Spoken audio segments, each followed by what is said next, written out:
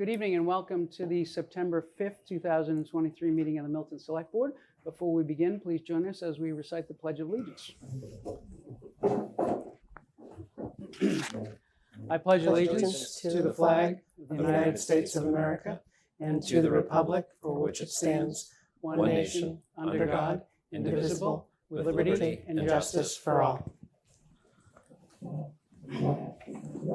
Thank you for that. Item 3 is public comment. For public comment, we allot now 21 minutes and 3 minutes apiece. And we'll go back and forth between in-person and online. And based on our policy and by the fact that we want to and we're required by law to treat everyone exactly the same and fairly, appreciate if you could do your best to end at 3 minutes, and we'll give you an indication when you're at 2 minutes and 30 seconds. So hopefully you can wrap up by 30 seconds.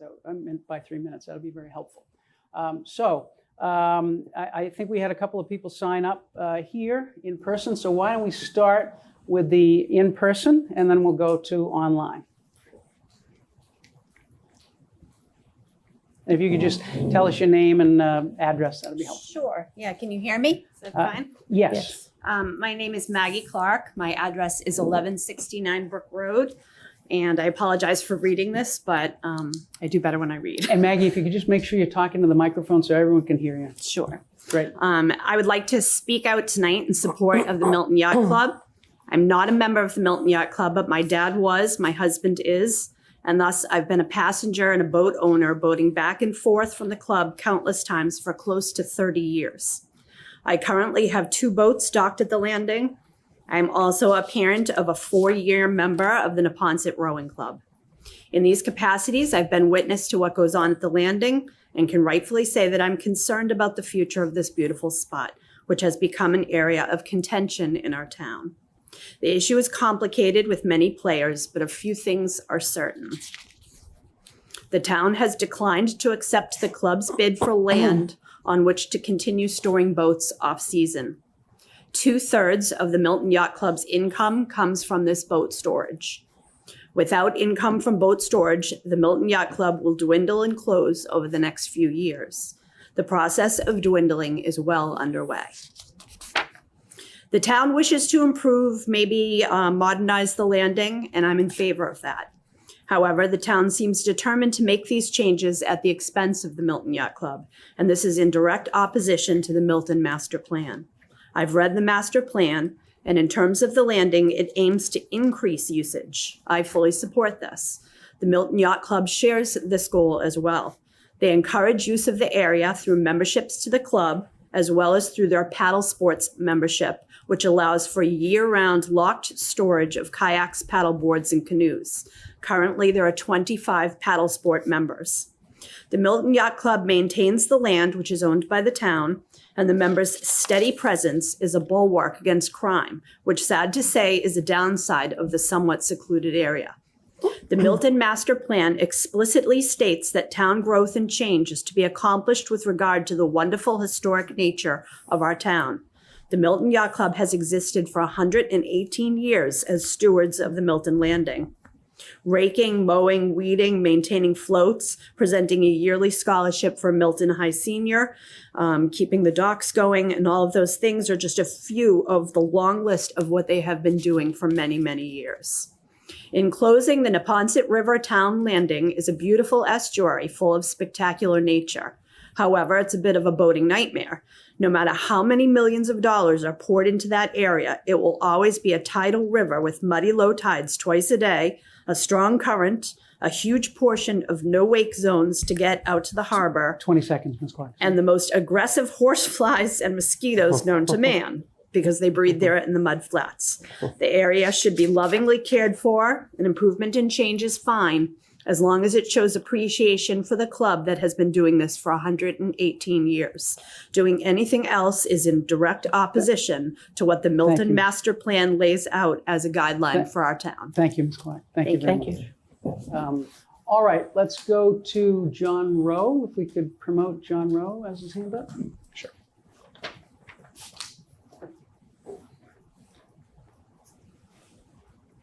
And So I'm going to time this one too, right? I time Yep. the individuals. That's right.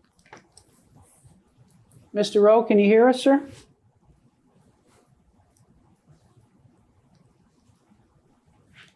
Has he been promoted? Yeah. Yep. Mr. Rowe, can you hear us, sir? Yeah, I can hear you. Great. Can you hear me? We can hear you very well. Perfect. Okay. I'm trying to get my camera to turn on, but I guess you don't need to see me. Well, if you can, we'd love to see you if you can do it. Can you see me? No, not yet. All right. Well, we'll go without the camera. All right. Anyway, start my video. Try that. There you are. Perfect. All right. Okay. Good evening, folks. Thank you. The reason why I'm calling or asked to speak here is concerning the Mass DOT Rotary proposal at Randolph Ave and Chickatobit Road. I am 100% against a Rotary at this intersection and I favor the a dedicated left turn lane with signalization on Route 28 for both north and southbound lanes. I know that the select board has written letters to Mass DOT, and I have the latest response from Mass DOT to the select board from Mr. O'Dowd.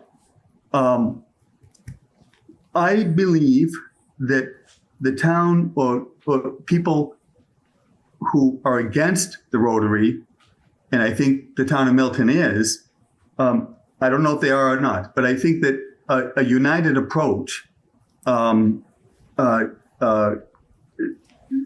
with Mass DOT, a united approach from perhaps, I don't know if you want to call it the opposition, but a united approach with Mass DOT, which would include all of the interested parties. And there are many interested parties here. And Milton, the town of Milton is a very small interested party. The intersection may be within the town limits, but the majority of people who use the intersection are not from Milton. And I think that what I think would be beneficial is if we got together with the town of Randolph, Avon, Brockton, the MBTA, DCR, Friends of the Blue Hills, and come up with what we think may be a better alternative. And just, there are so many people involved in this. And I kind of think that there are probably 1,000 residents from Milton that this really affects. And those are people who live in my neighborhood. I don't know if I gave you my address, 23 Parkwood Drive, but it's people in the Hillside neighborhood and across of Randolph Ave from me and the Hilltop neighborhood that are probably most affected by this. And not a lot of people from other parts of Milton are. Excuse me, But Mr. Rowe, 30 seconds, sir. Thank you. Okay. So sorry to interrupt. Yeah, so I'm just, I have reached out to Mr.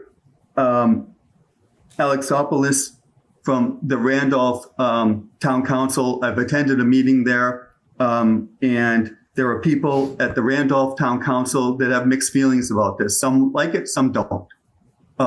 And interestingly enough, Mass DOT has not had one single meeting with the town of Randolph, which probably 80% of the traffic that goes through that intersection every day is from Randolph. Thank you, Mr. And it's a Rowe. state highway. It's not cut through traffic. These people are just trying to get to their Thank you. jobs in Boston. Thank you, Mr. Rowe. I appreciate it. Thank you, sir.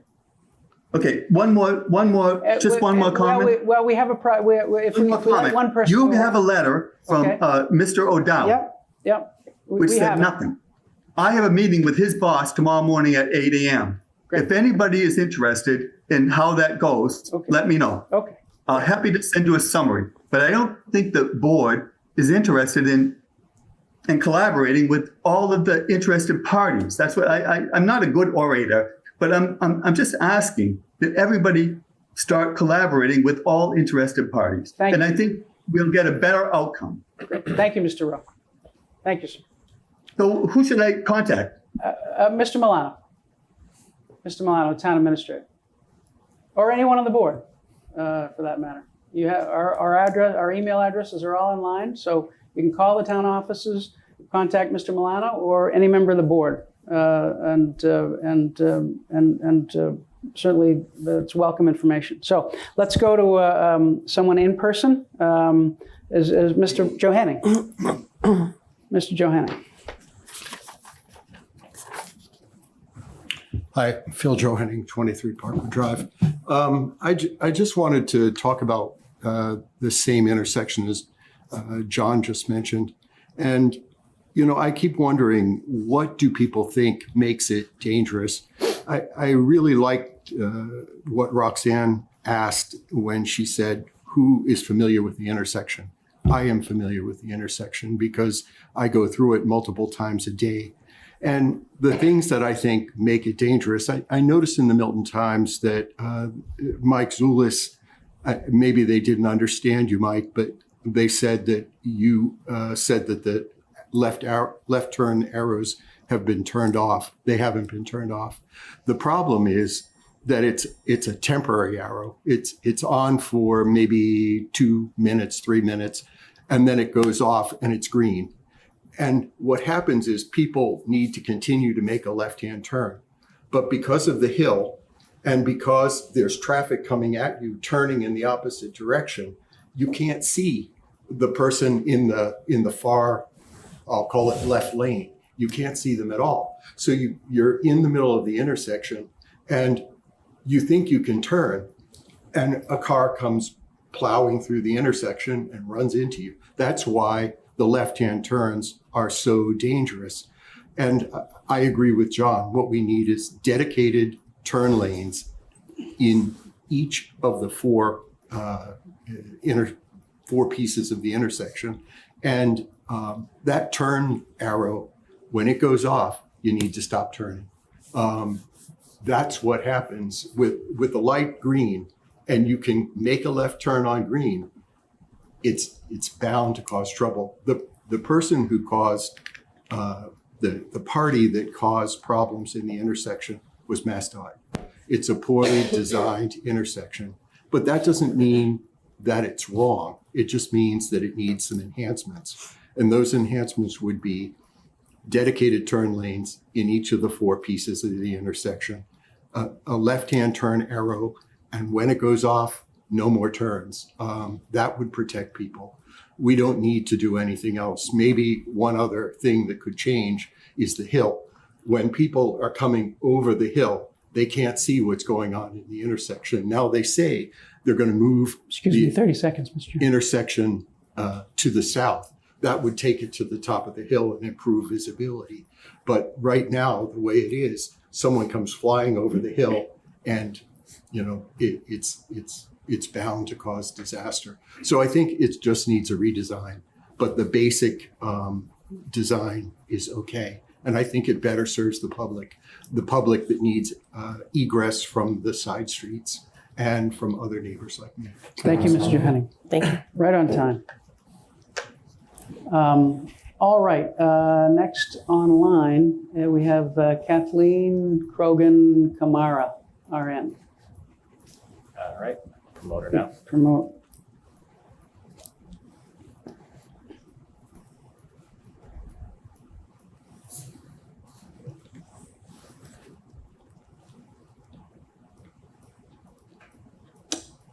We had the person promoted? They have not accepted it, essentially. Okay. So Kathleen Krogan Kamara. She comes. Oh, she's coming out. Okay.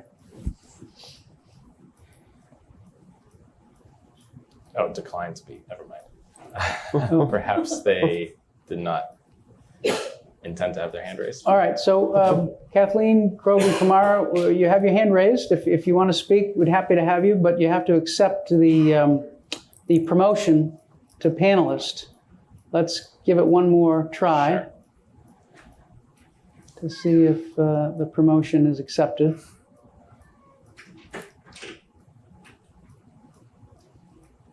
Not looking likely.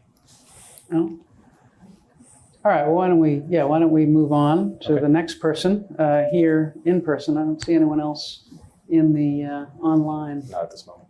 Is that it? Correct. Yep, okay. So anyone else? Mr. Funley. Hi, I'm Jay Funling. I live at 39 Sias Lane, and I worked as a pension actuary for 15 years. A great way to start any subject of conversation. I'm here tonight because the town's pension actuary has presented his valuation findings to the town, and this is a great opportunity for this board to revisit the pension and retiree medical funding policies. Some people call retiree medical OPEB. You might have heard that abbreviation. Now, I say pension and retiree medical together because these two employee benefits programs should be considered linked when setting up any funding policy. No policy should be set up for one without considering the other. Of course, the final authority on pension funding is not this board, but is the town's retirement board. But guidance from this board would be very helpful to the retirement board. The rating letter the town received from S&P in January expressed concern of, and I'm quoting, contribution volatility for these programs. The ratings agencies don't want the town to have variable, unpredictable contributions to these programs. And I dare say, the town doesn't want to have variable, unpredictable contributions to these programs. You can decrease the variability of these contributions with the correct policy for these programs. Or you can increase the unpredictability and variability if not done properly. It's entirely up to you. So I encourage the establishment of a policy that will meet with the approval of the plan's actuary, which considers the pension contribution, the OPEB trust contribution, and retiree medical current payments, all as part of a holistic policy. This is needed fairly soon to allow the retirement board to act when required by law. I won't go on because I know Mr. Milano may discuss this later in the meeting as part of his town administrator's report. But I would like to close by saying, I know this is not as exciting as headline grabbing as the other things on your agenda tonight, but it is important and it is timely. A member of the retirement board stated in a public meeting that they're looking for guidance from you. So I look forward to this issue being on your agenda 2 weeks from now and being voted on at that time. Thank you. Thank you, Jay. All right, back to the online. Again, Kathleen Krogan Kamara RN has a hand up. Happy to have you speak, but you'd have to accept a promotion. So let's try one more time. Nick, if we could try, I don't know. I did, yeah. Oh, you did, okay. And if we don't get anything, we'll move on. Nothing? All right, anyone else in person or online for citizen speak? Going once, going twice. All right, item 4, discussion approval of Massachusetts Department of Transportation project at the intersection of Randolph Ave and Chickatobit Road. And this is a follow-on from our last meeting. And Mr. Milano, if you want to tee this up, we have Mr. Mello, Town Council, with us. So if you Sure. want to take it away. So we had discussed at a previous meeting, following up with Mass DOT in some capacity and speaking with Town Council about perhaps another way to approach the state and with perhaps a communication from Town Council. I've had a couple conversations with Mr. Mello about that, and I'd turn it over to him to take it from there. And we're happy to help and facilitate whatever the board wants to do next. So, Mr. Mello, why don't you go from there? Sure. Thanks, Nick. Good to see everybody. So, yeah, I mean, obviously, in the context of an open meeting, it's not prudent, and it probably would be premature, I think, to talk about the possibility of any, or the merits or existence of any potential claims. And I think you want to reserve, as everyone on the board knows well, executive sessions for instances where, can you hear me okay? Yeah, you want to maybe talk into the Okay. microphone. and Sorry. Make sure we have, maybe. Sure. Is that better? Much better. Okay. Much better. Thank you. So basically, my thought is that we could, in advance of the board's next meeting, analyze that issue and vet potential options and the existence or merits of any potential claims and report back to the board in a confidential memo that you could review ahead of the next meeting and then basically take it from there. In the meantime, on a contemporaneous track, we could, I'm happy to prepare a letter to Mass DOT inviting them to meet to discuss any concerns. I noticed that in some of the recent communications, they've asserted that they've addressed the technical concerns that had been raised by the town in the past, including in a during meetings in July and September of 2019. I'm, happy to prepare a letter to them. I don't know how it would be received or what the response would be, but we can certainly do that, and perhaps we should do that. Now, provided the board wants to go that route, I'm happy to entertain any thoughts or input that from the board about what we should address or raise in a letter like that.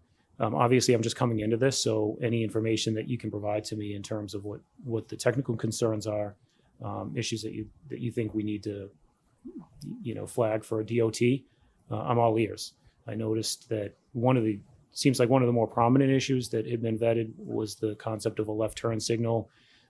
They suggested in their most recent letter that they vetted that and determined that it wasn't the safest option, and that in their view, the roundabout option is the safest, design, and that apparently the funding upon which they're relying for the project requires that they choose the safest alternative available. So I'm not sure what we would say to rebut that, but if you want to discuss that with me at any point at this meeting, or you feel free to call me, or I'd be happy to meet to talk about what we want to raise specifically to address their response on that point, among other points. My thought is that ultimately, in order to really to rebut a lot of these technical issues, and certainly if the town wanted to pursue any legal proceedings in connection with this matter, it would, as a practical matter, need to retain a traffic consultant or expert, which obviously comes at a cost. But I don't think we need to solve that today, but that's something that would lie ahead if we wanted to really get pursue the technical issues substantively. Thank you, Mr. Mello. Comments or questions from the board? Ms. Musto. Hi, thank you.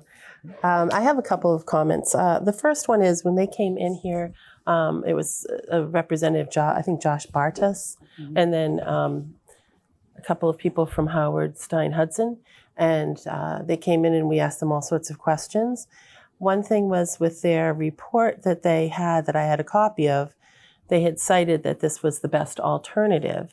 They said that they had 4 alternatives they looked at. I asked for the other 3. Where's the data? It was never in that report. So I'm concerned that they sort of, in 2019, went with this idea, but they never strayed from it. And did they actually really look at these other alternatives? Their own report did say, and I think I said this at that meeting, that it will increase the queue times, for instance, on Chickatawbut itself. So the backups will be more. And they acknowledge it in their own report. So that is one thing. Since October, when they did their Zoom meeting, we were supposed to have an on-site meeting because the one in 2019, 3 of us were not even on the board at that point. And that never happened. That was asked for in October last year. And here we are, almost pretty soon, almost a year later, right? So that's concerning to me. The other thing is many, many years ago, I think it might have been 2003 or 5, right around there, when they redid that roadway, 28, my understanding was they were supposed to flatten that hill and put the turn signals in at that point, and somehow that didn't happen. So somebody thought I believe somebody thought it was okay then. What's changed since then? The other thing that came up when we had all discussed this with the members that were here, they had talked about looking at the whole corridor. And I think Ms. Bradley might have asked a question about, okay, if you put, or maybe Mr. Zoll, if you put this roundabout in and you have to change something, then will you have to go back potentially and adjust that? And they said, well, yeah, that could be. So that's a concern. And then where would the traffic go when they do this? It's a 2-year project. I think, a lot of, even the tone of that last letter, it was very short. I feel like it didn't really answer much in their letter. And it just, it's basically a little bit over a page. And, the people that are actually working on the project, I asked them if any of them travel this way. None of them do. So they're not familiar as a user would be, any of us who might go there or some of the neighbors that use this every day. So I'm concerned. For 1,800 people to come forward in a petition against it is pretty remarkable. That's a pretty large number of people to be opposed to something. And not for at least, all we asked for was them to pause it.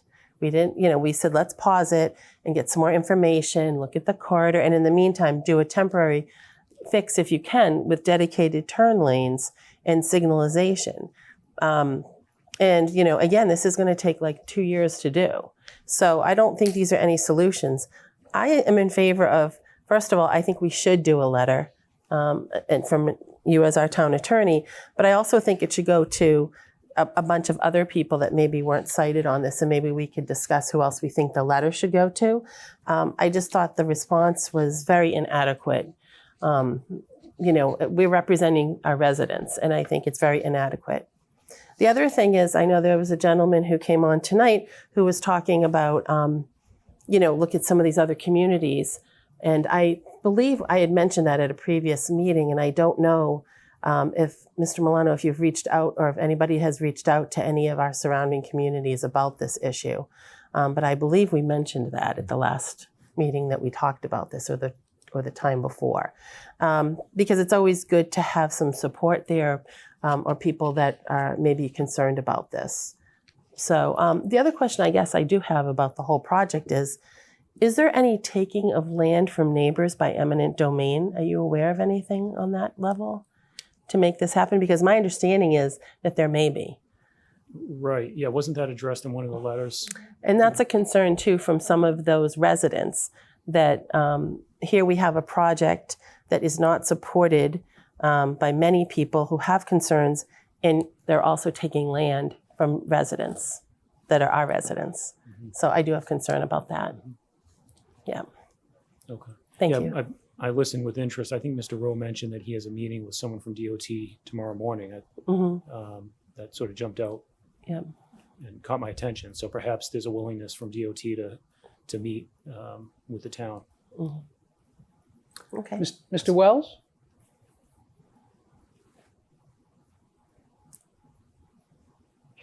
Thank you, Mr. Chair. So my take on this is a little different.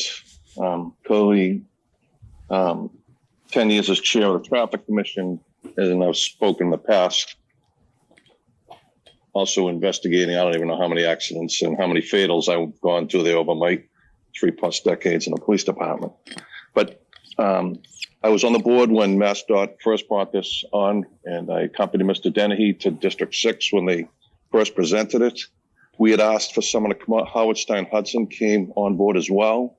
I believe that was our request because we wanted some expertise on our behalf. At the time they were handling the square as well. They had done some work for us. I was shocked myself when I first heard them say about it. And I know that a lot of people say, oh, it's easy to put a left. The causation, and remember, they've pulled all the black box data, they've pulled all the fatal investigation, all the serious bodily injuries, and that's the only reason they're back here. When they did the major rehaul of Route 28, it's about 15 years ago now, they took out a big chunk of that hill and did widen and upgrade all the signalization there with the idea that that would lessen the serious bodily injury and fatal accidents at that intersection. However, congestion and volume, as we all know, is a serious problem here every day, particularly on Route 28 and 138, just increased. Ways increased it. And so I wish it was as easy as turning lanes. That was their first thought that could rectify it, but they realized that the number of fatalities here, I believe, are in the top 5 of serious bodily accidents for an intersection in the Commonwealth, is where they came to the rotary idea. And it's a roundabout, not a rotary, excuse me.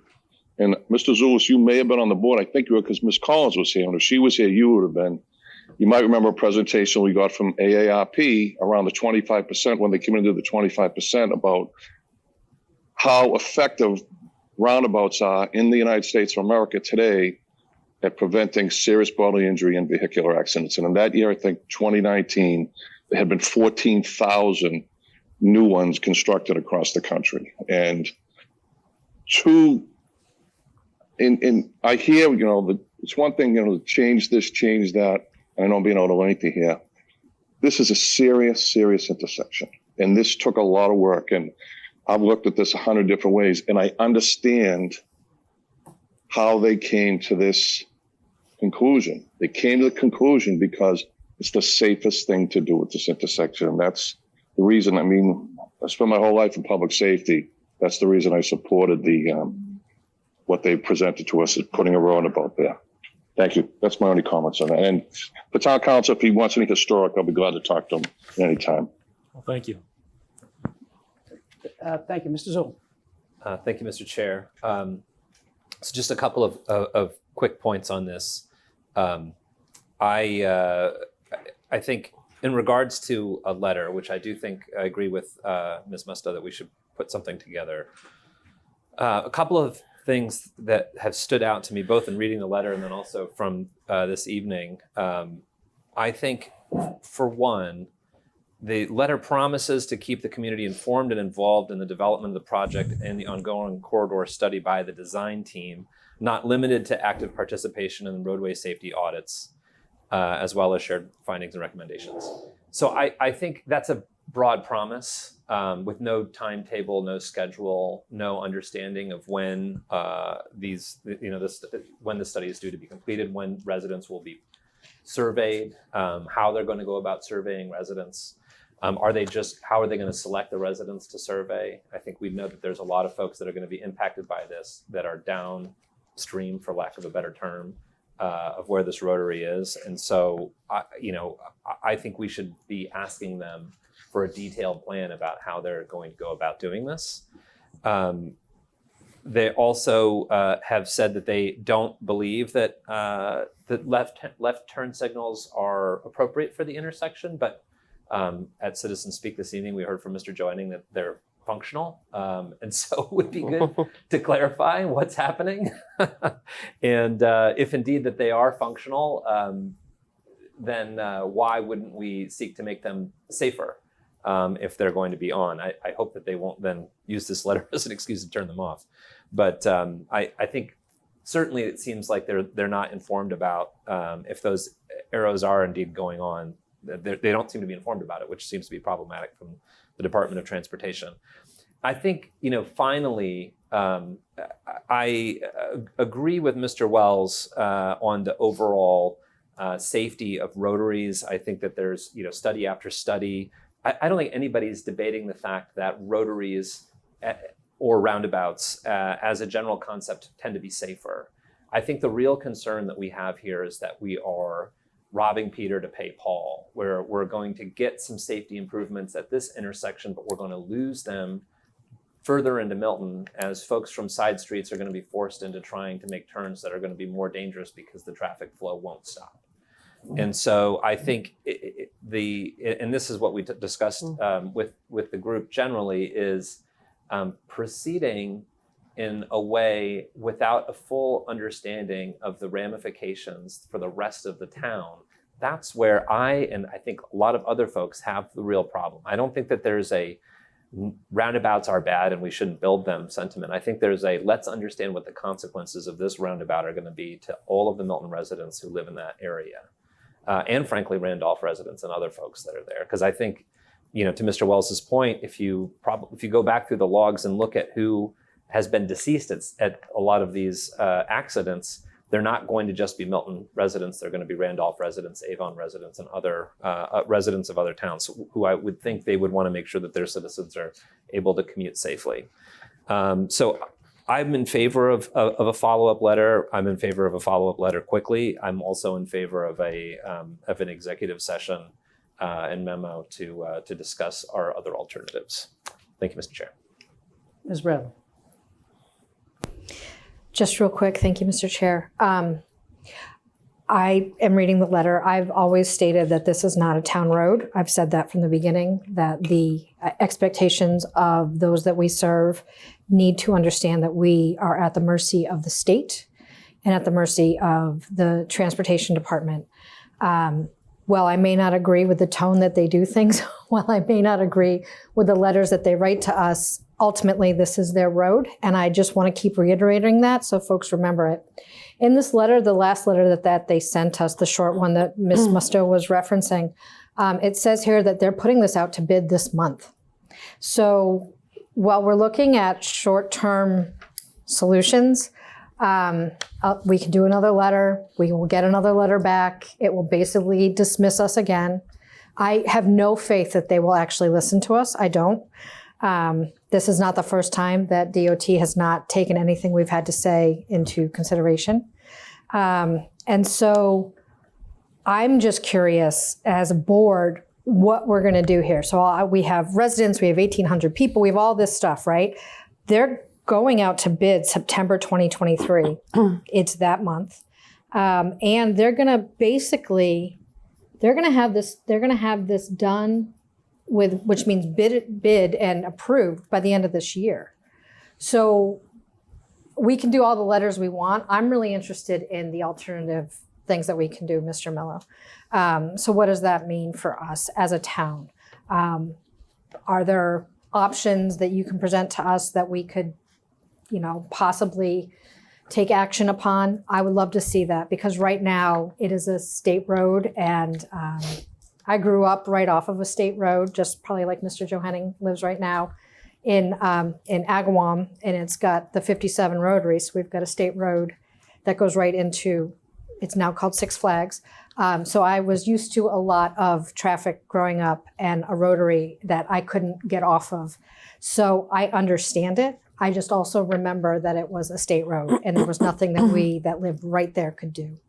So I'm interested in other things, and I appreciate your effort on that, because I don't want to do a lot of, we send them a letter and then they have 2 weeks or whatever to get back to us, and then we're at the end of September and they've already got their bids in. So that kind of leaves us behind the 8 ball. I just wanted to point that out. So thank you, Mr. Chair. Thank you, Ms. Bradley. So on that score, let me suggest if we have council prepare a letter, that may be a marker. A letter from a lawyer is maybe a bit more of a marker. And if we combine that with an executive session to consider other legal alternatives, then perhaps we're going down parallel paths on that. I will say, just for the purpose of Mr. Mello, I think there are the project and long-term solutions, and then there's the short-term. And I think the long-term issues have been articulated very well. The short-term is something that beguiles me. And Mr. Johanning mentioned that the left turn signals are on. I have to tell you, I mean, maybe they went on in the last few weeks, but I was trying to take that left-hand turn several times on to going towards Randolph, and there was no light, so maybe it wasn't working then. But whenever I've done that, there's been no left-hand turn signal for me to take a left off that left lane. So I guess that's something that we need to figure out. And indeed, Mass DOT doesn't seem to think that those left turn signals are on, because they said Mass DOT has considered the option to provide short-term left turn signals, short-term. However, the options to provide these in the short term within the existing footprint of the roadway are not feasible based on the existing current corridor demand. And that, as we discussed last week, says nothing about safety. It's all about how many cars we can get through the intersection. And that's what the state is telling us. They're not concerned about safety in the short term. They're concerned about cars going through the intersection. So I think if we proceed down both those paths, then maybe, we'll at least be trying to exhaust all of our opportunities. So is there any, it seems like there's a consensus to proceed that way. Do we need a motion for that? I don't think we do, unless anyone wants to call for it. I think the consensus is let's have Mr. Mello prepare a letter that we can consider next week, next Tuesday, in our open session, and then we'll have an executive session on legal alternatives. If that's acceptable to the members. Yes. Any other comments or questions?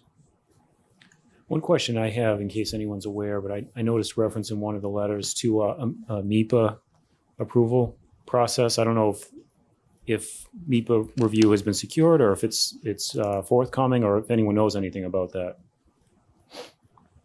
They have, pardon me, Mr. Milano, as far as I know, we haven't, that's not been communicated to the town. Okay. So Okay. they may be proceeding down that path on their own without telling us what's going on. Yeah. But Mr. Wells has his hand up, and he may have something to add. Mr. Wells.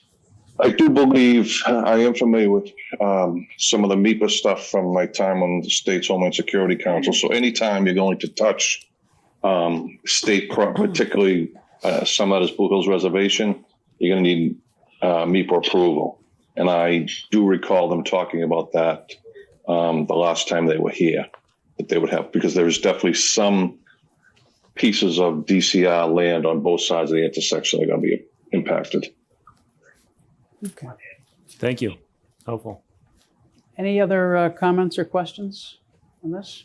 Thank you, Mr. Mello, and Thank you. we'll see you next Tuesday. Thank you. Sounds good. Thank you.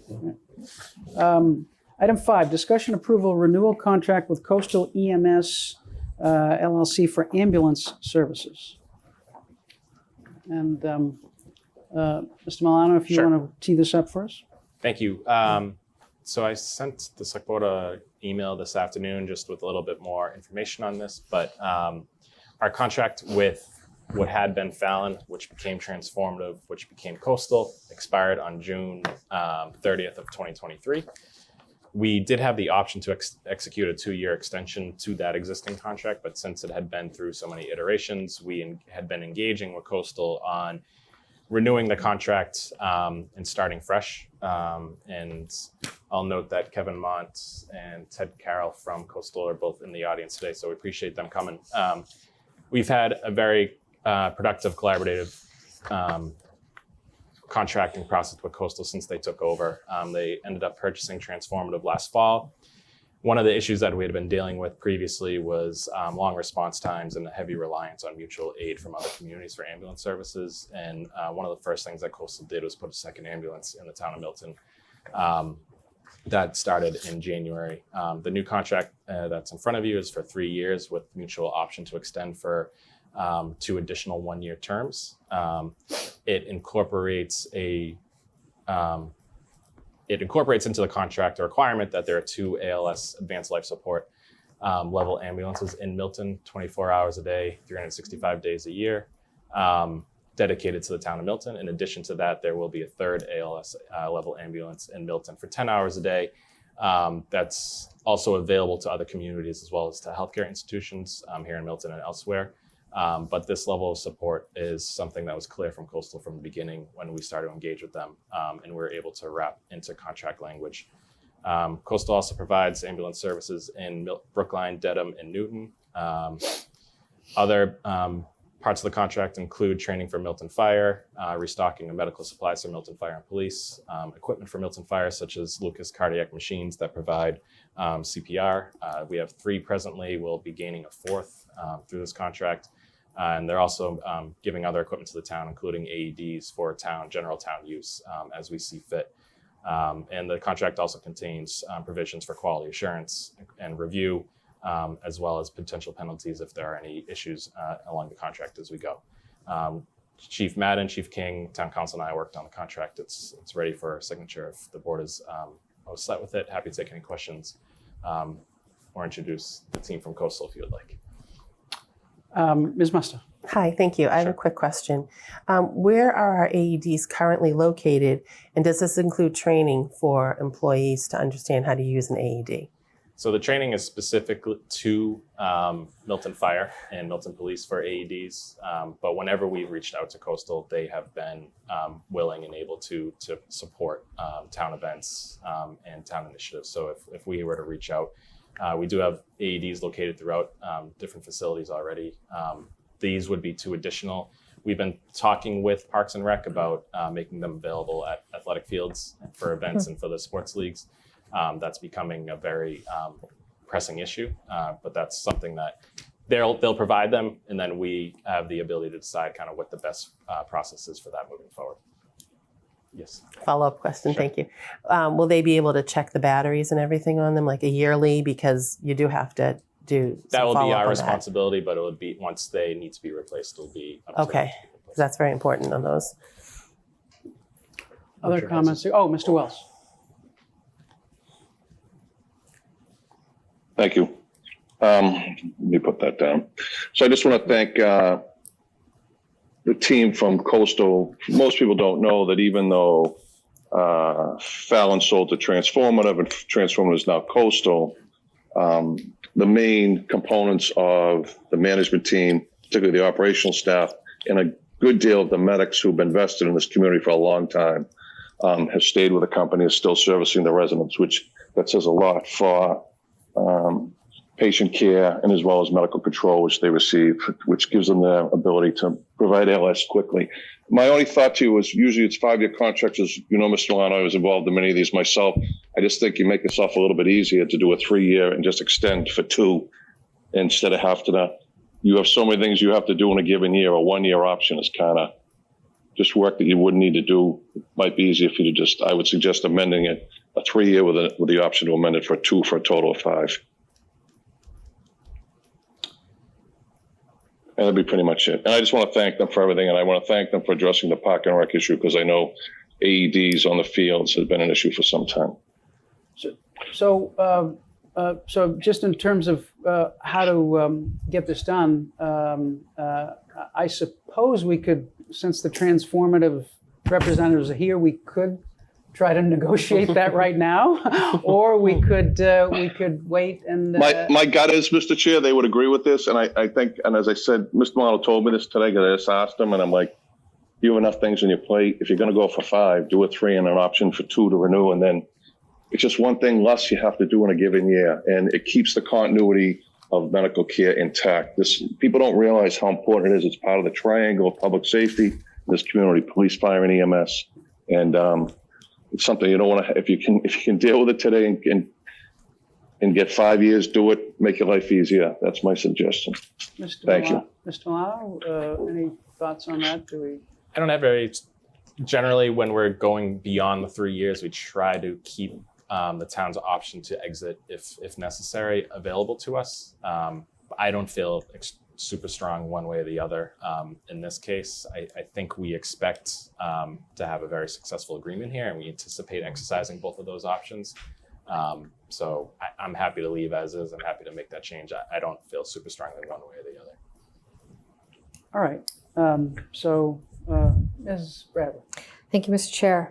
Given that, and given the fact that we can just continue the contract after 3 years, we have no idea what's going to happen in the next 3 years. God forbid, but something could happen in the next 3 years. I'm going to move to approve the contract with Coastal EMS LLC for ambulance services and authorize the town administrator to sign on the board's behalf. I'll second. Motion's been made and second. Any discussion? I think that the point is well taken by Mr. Wells. Though effectively, what it will take is one more approval, right? Approving it for 1 year and then having a second approval for the second year rather than having one approval for the 2 years. So, in the interest of getting it done, since the contract was termed out on June 30th, and the headline here is that we're getting more coverage and better coverage right away, 2 ambulances and 3 if we need it. And so while I think the point's very well taken, I'm happy to get going. How about this? How about we? And I'm trying to bridge the gap here. How about we approve it tonight, Richard, and we can always amend it. Maybe we can have a discussion. And I see the Coastal fellas shaking their heads, but we could always amend it to make it 2 years down the line. Shaking their heads in which direction? Well, I'm sorry. They're nodding in approval. They're nodding and smiling. For those at home who can't see. Nodding in approval. Yes, it only makes, Michael, I'm fine with that. It only makes sense. And I know this, Ms. Milano came from a municipal-based community. It's the continuity of your patient care and keeping this in place is critical.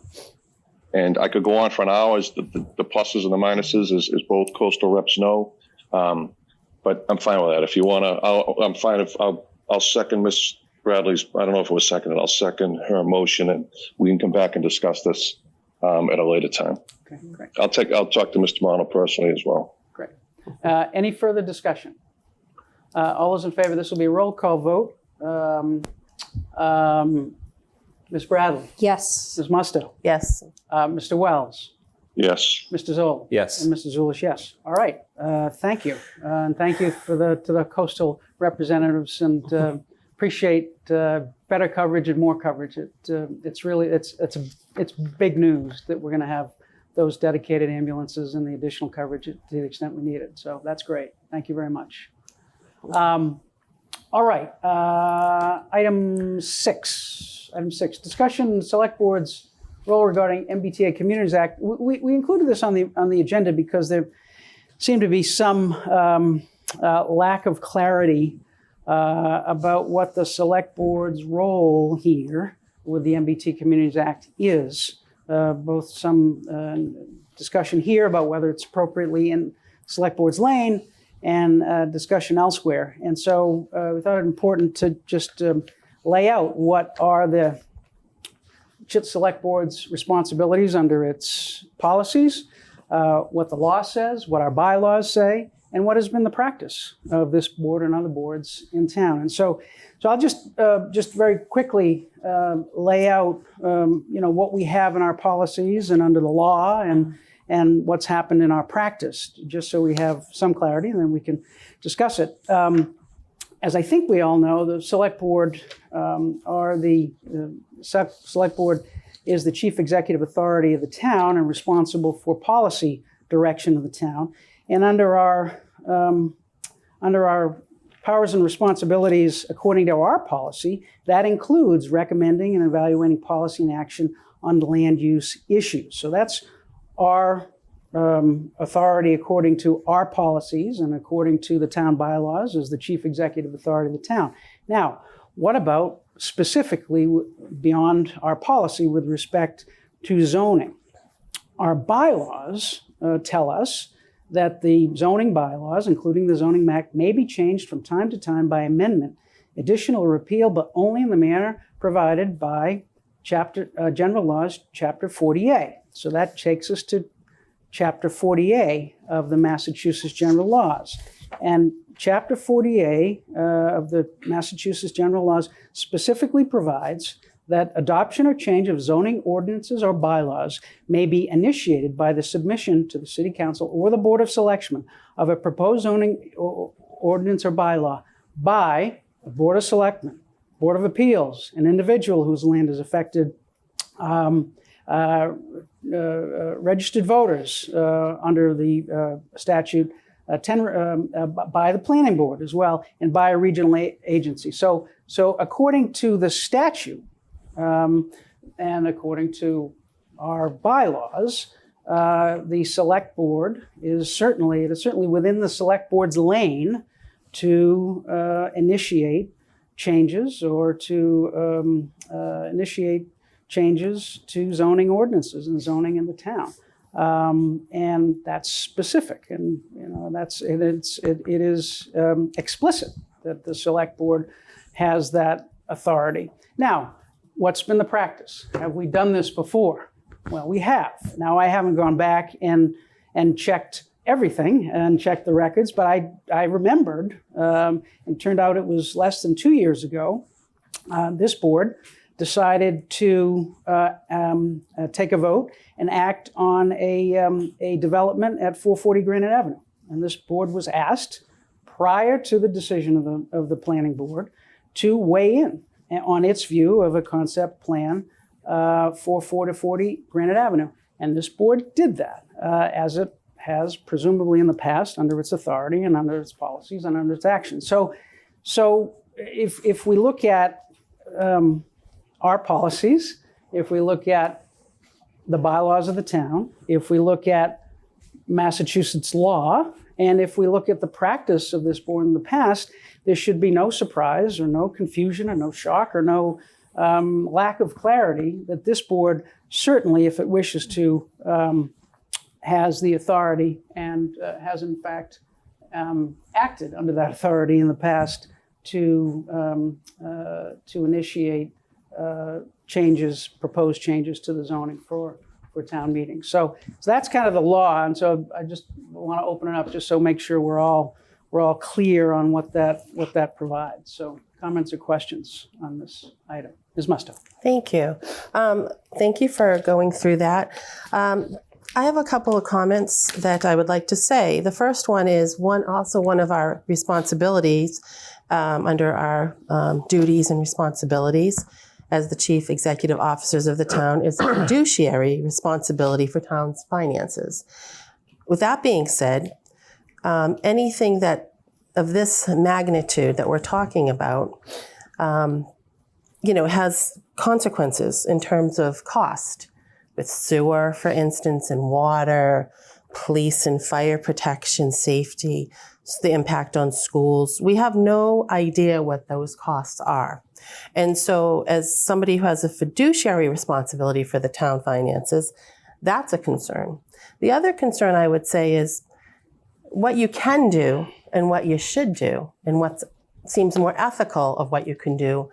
Those are a bunch of topics that I think pertain to this. We have a planning board who's elected, who has been taking this up, and we have a town planner who's been having, all sorts of forums for this and getting feedback and working very hard on this issue. The planning board is as well, and they have consultants that they've brought in. And we're still waiting to hear the final reports from those consultants. Planning board, it's my understanding, the planning board and our town planner have said that they feel like they will need more time to have an adequate plan. And they would like to consider asking the state for more time. Again, according to our laws, I suppose we could do some of this. But again, I would say, should we? We have a planning board that has been concentrating on this. We are getting this information,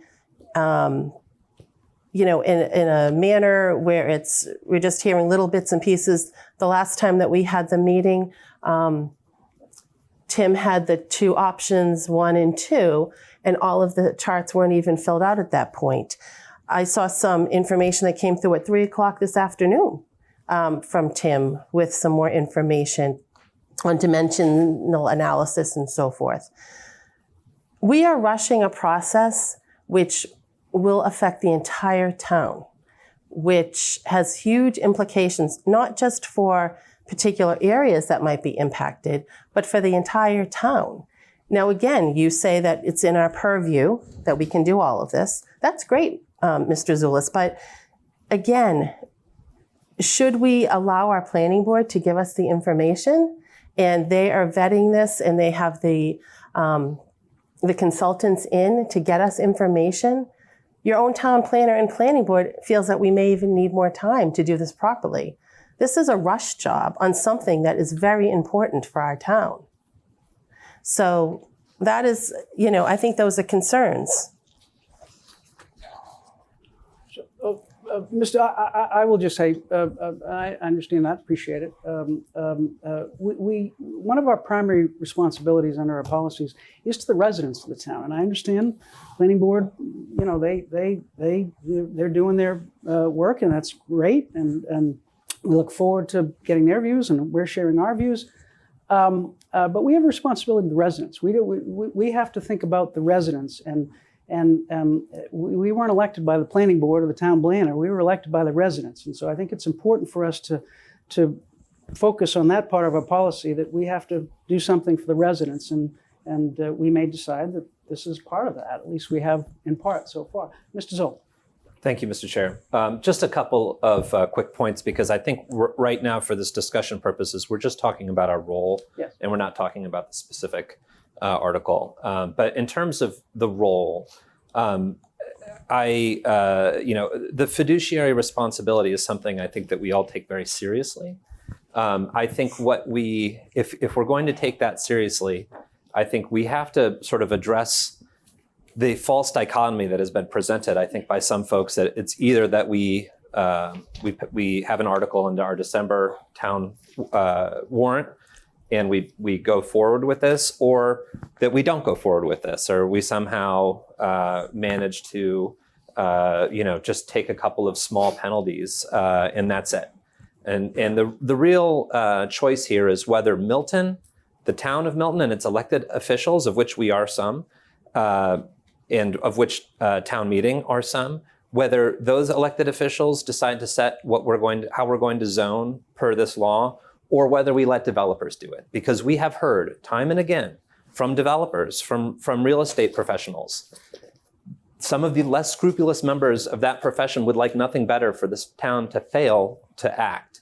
Because if we fail, they will come in, they will purchase land, they will begin building what they want, and they will sue us for being out of compliance, and they will win. And if you need to know how this play goes, just look at Milton's failure to build enough affordable housing, and now what we see with the 40B developments. We know how this works. It's not a choice of whether we do this or whether we don't do this. It's a choice of whether we do this or whether developers who aren't from Milton, who aren't elected, do it for us. And so I think as far as any sort of responsibility that we have to our town, to the residents of the town, we have to keep that first and foremost in mind.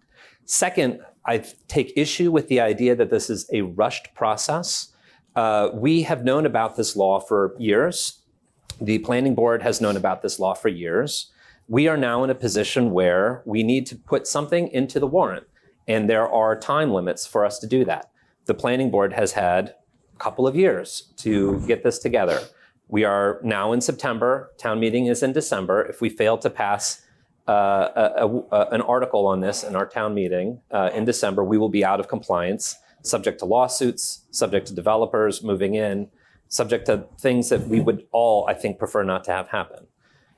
I am in favor, if the planning board feels like it needs more time and they want to put forward a request to the state to get more time and they're successful in getting more time, great.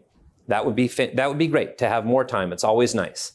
But everyone knows that you have to plan for the worst case scenario. We know this. We know that we have to have something in place in case the state decides, and we have heard from earlier discussions this tonight, that the state doesn't always agree with what a little town like Milton, as much as we value ourselves, our overall impact on state decision making, they may very well tell us you're out of luck. And so if we put in for an extension and we wait until October or November and we hear that we're out of luck, then we are really going to be out of luck, because we are now going to put the town in a position where these decisions, like I've said before, are being made by developers, and they're being made by people who are not elected officials.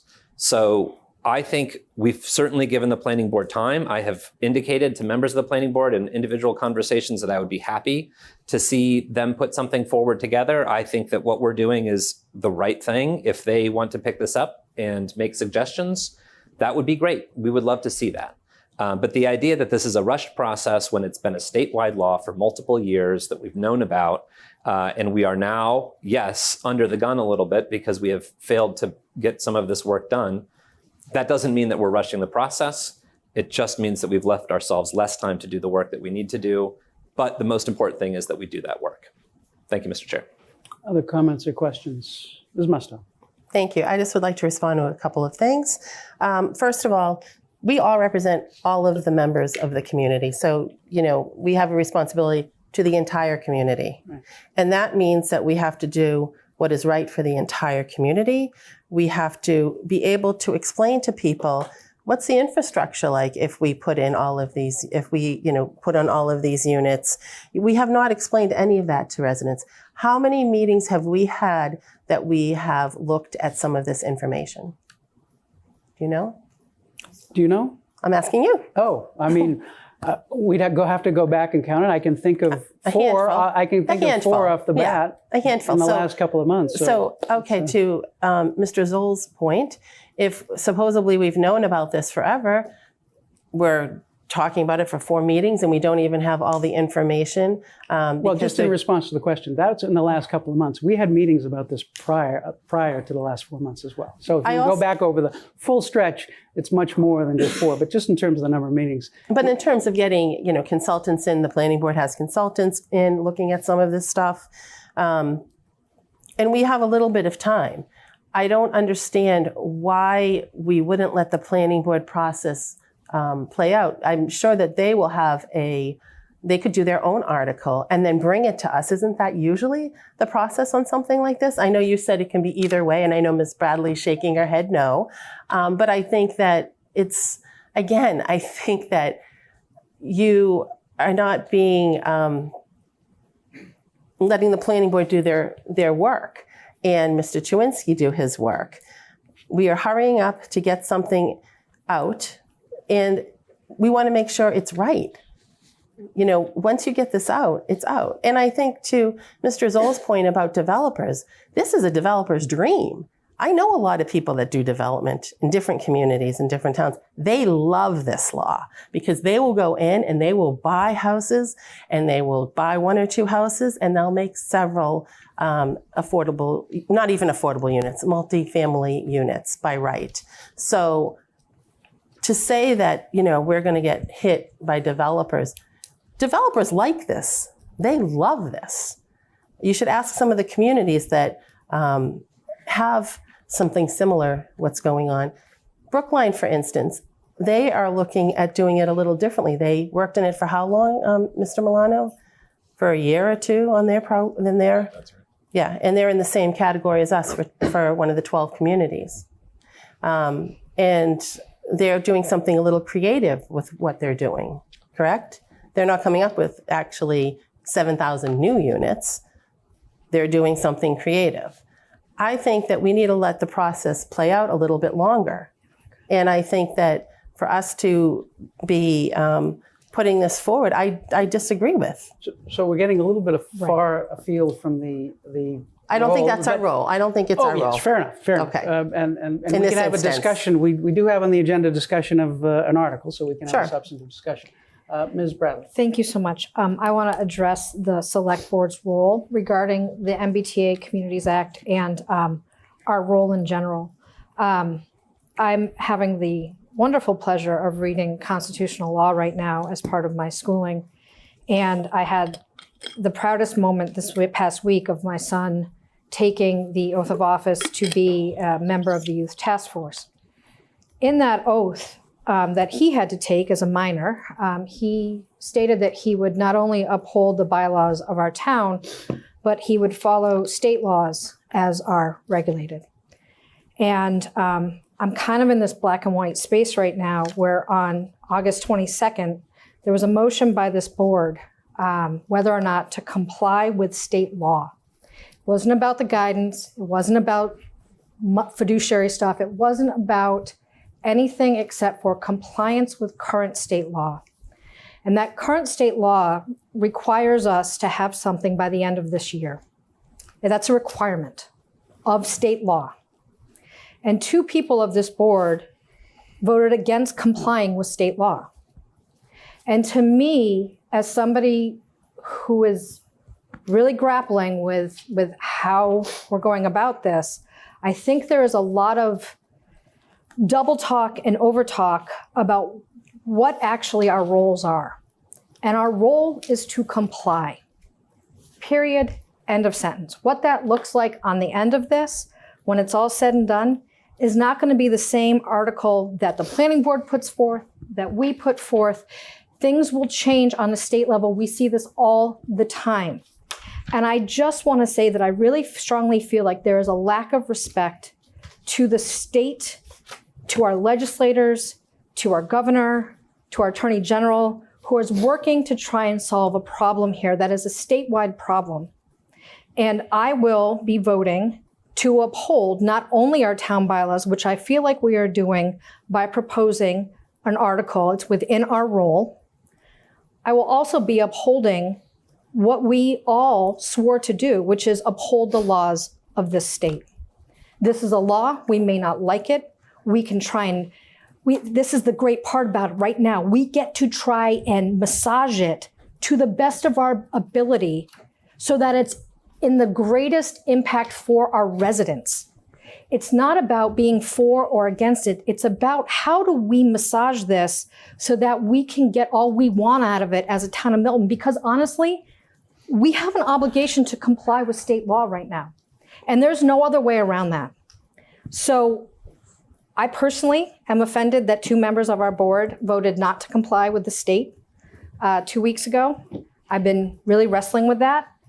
And I especially wrestled with it when I watched, a young, impressionable person take an oath of office that they were supposed to uphold those laws. So I suggest we all work together and try and massage the best possible article we can to propose at town meeting in December, because that's the law, period. Thank you. Other comments, questions? I'm all set. Ms. Musk. No, that's fine. Oh, Mr. Wells. Mr. Wells. Let Mr. Wells go. Mr. Wells. Thank you, Mr. Chair. I wasn't going to comment, but my concerns are not, I have no concerns with our legal authority. I have none of that at all. And I don't like voting no on things. And as far as upholding the law, I think my life, my resume, and my record clearly illustrate that I've dedicated my entire life to upholding, enforcing, and protecting the law and the residents, not just of Milton, but the Commonwealth. And I continue to do that today. My only concern on this, and I've echoed this, and this isn't 440, and you're right, Michael, we took a vote on 440. This isn't 440. This is something much more significant. To Mr. Zoll's point, we didn't have years. This was one of the final endeavors of the Baker administration. It was inherited by the Healy administration, and Governor Healy is still in her first year, so there hasn't been years to deal with this. But to Mr. Zoll's point that he talked earlier about, just when he talked about the intersection of Randolph and Chick and how a roundabout there might impact traffic in the rest of the town, my concern here is our infrastructure. I don't like being anti-something, and I'm not. But when someone says 2,700 units, and Michael, you and I are the only two on this board that have been involved in every single 40B that's been before the town, from Falcone to all the Tamposi projects to 711 Randolph Avenue to the Ice House, every single one of them. We two of us know just the things that are associated with that. Traffic, infrastructure. I mean, look at how hard it was just to try and get a piece of land to build a school. So those are the concerns I have. And then my final concern is this. It does not look good for members of this board to be taking shots at other board. I don't like that. It's just not conducive to how we should be functioning. In my 7 years here, we've never done anything like that. And suddenly I'm hearing it. And I really think we need to stop that. And we need to work harmoniously with the planning board. This is my final comment. Part of the reason I vote no is because I'm uncomfortable in this lane. I'm uncomfortable in the lane because I understand the infrastructure threats that we deal with today, as far as traffic, airplane noise, lack of parks and recreation area, inability to build a new school. What's 2,700 units? This isn't as simple as 40B, as I just mentioned earlier. We dealt with 40B. The last 2 years, we addressed a lot of what was lacking for the past 20 years. But this is a lot bigger than, and that is the reason why. I voted no because in conscience, when you say to me 2,700 units and the town planner himself, and I asked him to illustrate to me what certain streets along that corridor would look like 10 or 20 years from now, I could not help but take pause on that, because that changes the complexion of this community, not in a positive way in the future. And that was my concern. So to the comments about massaging this and trying to do this in the best way and perhaps getting us reclassified, I'm for that. And that's really all I have to say about this. I agree with you 100% as far as our legal ability, absolutely. But I don't think it's the way we're going this right now. Two boards going two different ways. I think it'd be much more conducive for our residents that everybody's talking about to come together, talk about this, and do this collectively. Thank you. Well, I'll say I actually don't think you have two boards going in two different ways. I think you have, collaboration. When you're reading comments in the paper, if I may, I think you have this board can't have a collaboration unless at least one board makes its views aware, makes its views known. And so I think you have this board making its views known. I think you have this board collaborating with the planning board on classification. At least, there was planning board wanted to have a letter advocating classification for reclassification. We prepared a letter and sent a letter advocating for reclassification. Then the planning board changed their mind, and that's fine. They're entitled to do that. But I think we've had collaboration with our friends on the planning board, and I'm sure that'll continue as we move forward in the next few months. I'm sure it'll continue. So, Mr. Zoll. I'd just like to maybe recommend, it seems like we're now sort of easing into item 7, so maybe we should, unless there's further discussion on the role of the select board itself, that we move to Article 7. Is that acceptable to everyone? So we'll go to item 7, which is discussion approval of warrant articles for the December 4th, 2023 special town meeting. And the first of the 4 that we have listed is the zoning bylaw for compliance with MGL Chapter 40, Section 3A, which is the commonly known as the MBTA Communities Act, and we have a draft bylaw. I'm sorry, a draft article for the warrant and for consideration. So, question on Mr. Zoll. Yeah, first, I'd like to just start my comments by acknowledging the incredible work of Tim Zerwinski and all of the folks in town, Nick, to put this together. I think they've really done heroic work. I think nobody should question their commitment to the town or to this work, or the amount of effort and labor that they've put in to this work. I saw Tim at town hall today, and I just told him again, I think somebody needs to tell him every day how appreciative we are of all that he does for this town, in making sure that, to Ms. Bradley's point, that we are following state law. I have looked through this article. I think all probably looked through it. We've got the most recent edits, which I don't think were substantive at all. We was just putting in notes about height in terms of feet. So sort of specifying if something was 3.5 stories, what does that mean in feet? And then putting in open space percentages. I don't think this is, again, a rush job by any stretch of the imagination. You can look through this article and see how well written it is. So I'm going to be voting in favor of this article. I think, again, to raise this point that Ms. Bradley said earlier, I'm certain that this will not be the word-for-word article that gets passed in December. I will buy anybody a steak dinner, and I will eat one too. And I don't like steak. If this is exactly the thing that gets passed through town meeting. That said, I think that it's positive, and I think just to go back to an earlier point, nobody's saying that developers aren't excited about this idea of being able to build more housing in transit-heavy areas.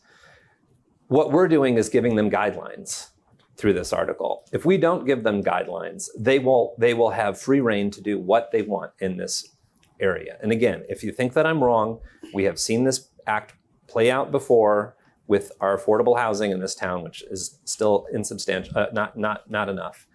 And again, we'll buy someone a steak dinner. I hope that it won't have to come to that. If we fail to pass this and developers aren't immediately moving into the transit area, buying up properties and putting up buildings that are way out of compliance, that don't have the thoughtful guidelines that try to keep the town, the town's character together. And just a couple of final comments that I want to make. We have multifamily housing in this town, and we've had it for some time.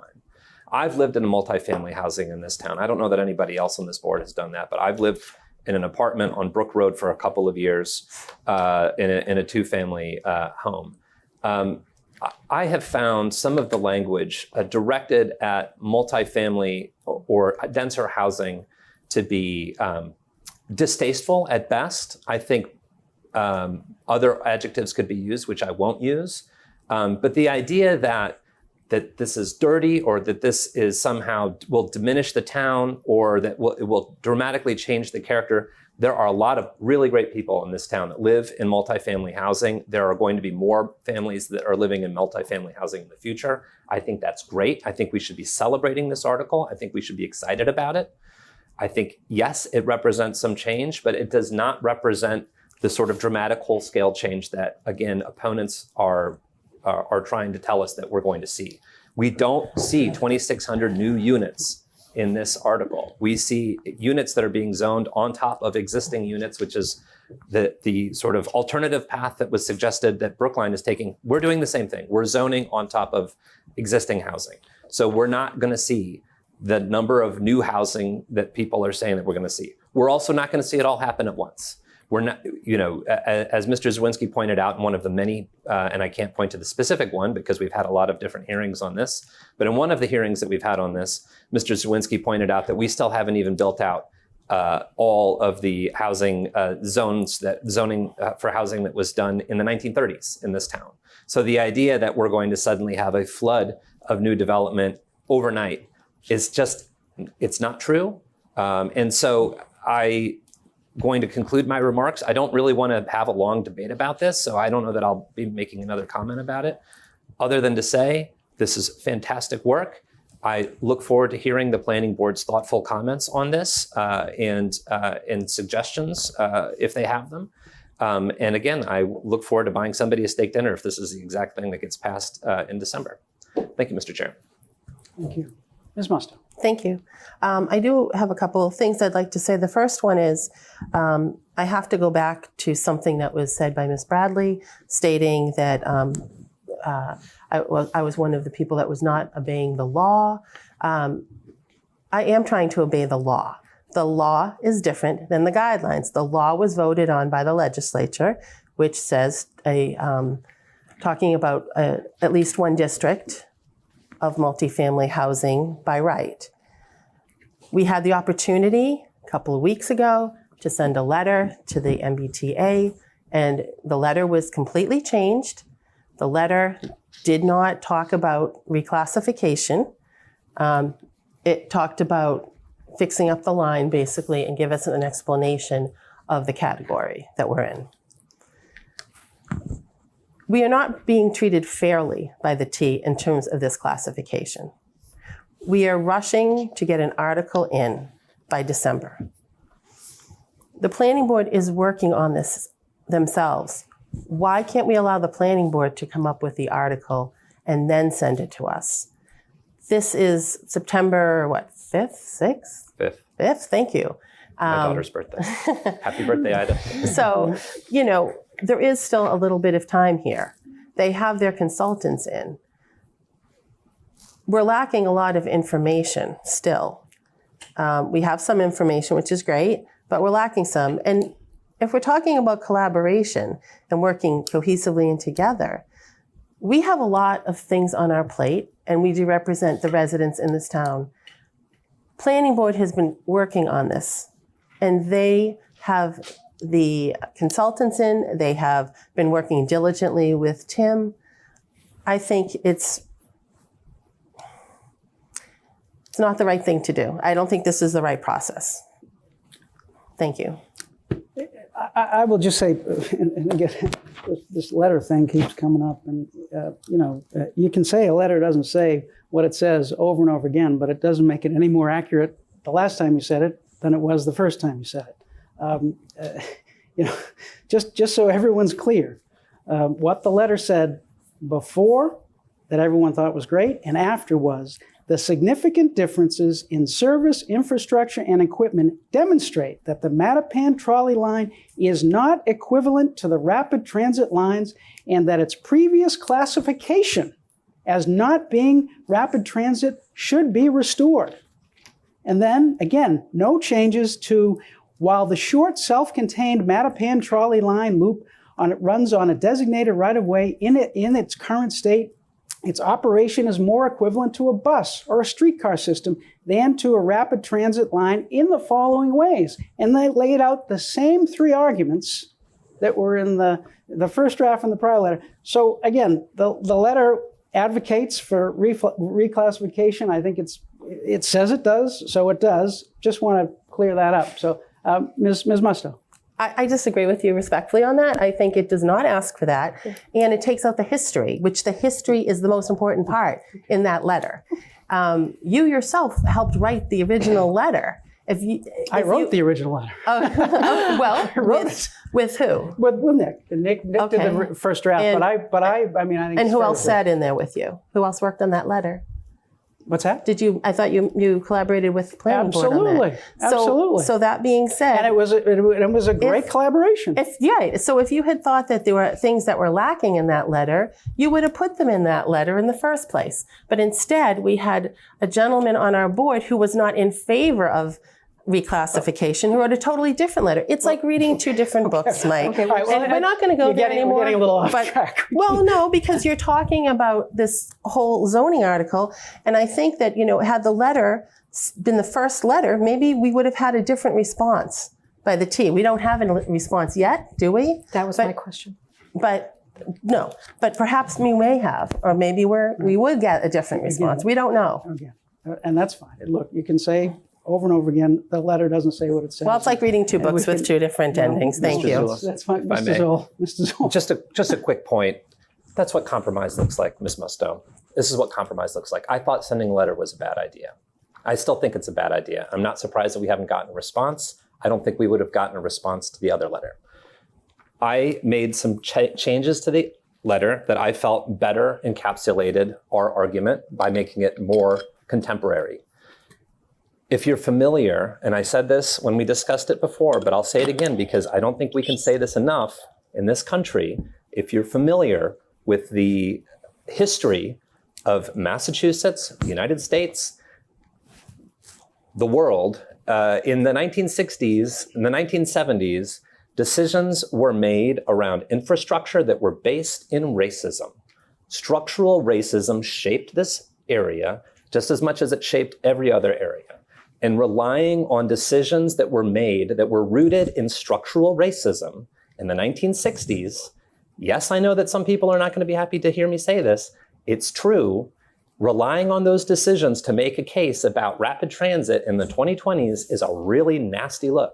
And so I felt, like many others, that you could use all of the recent history of the MBTA's failure to update the Mattapan high-speed line. Again, you could use the argument that those failures are rooted in structural racism.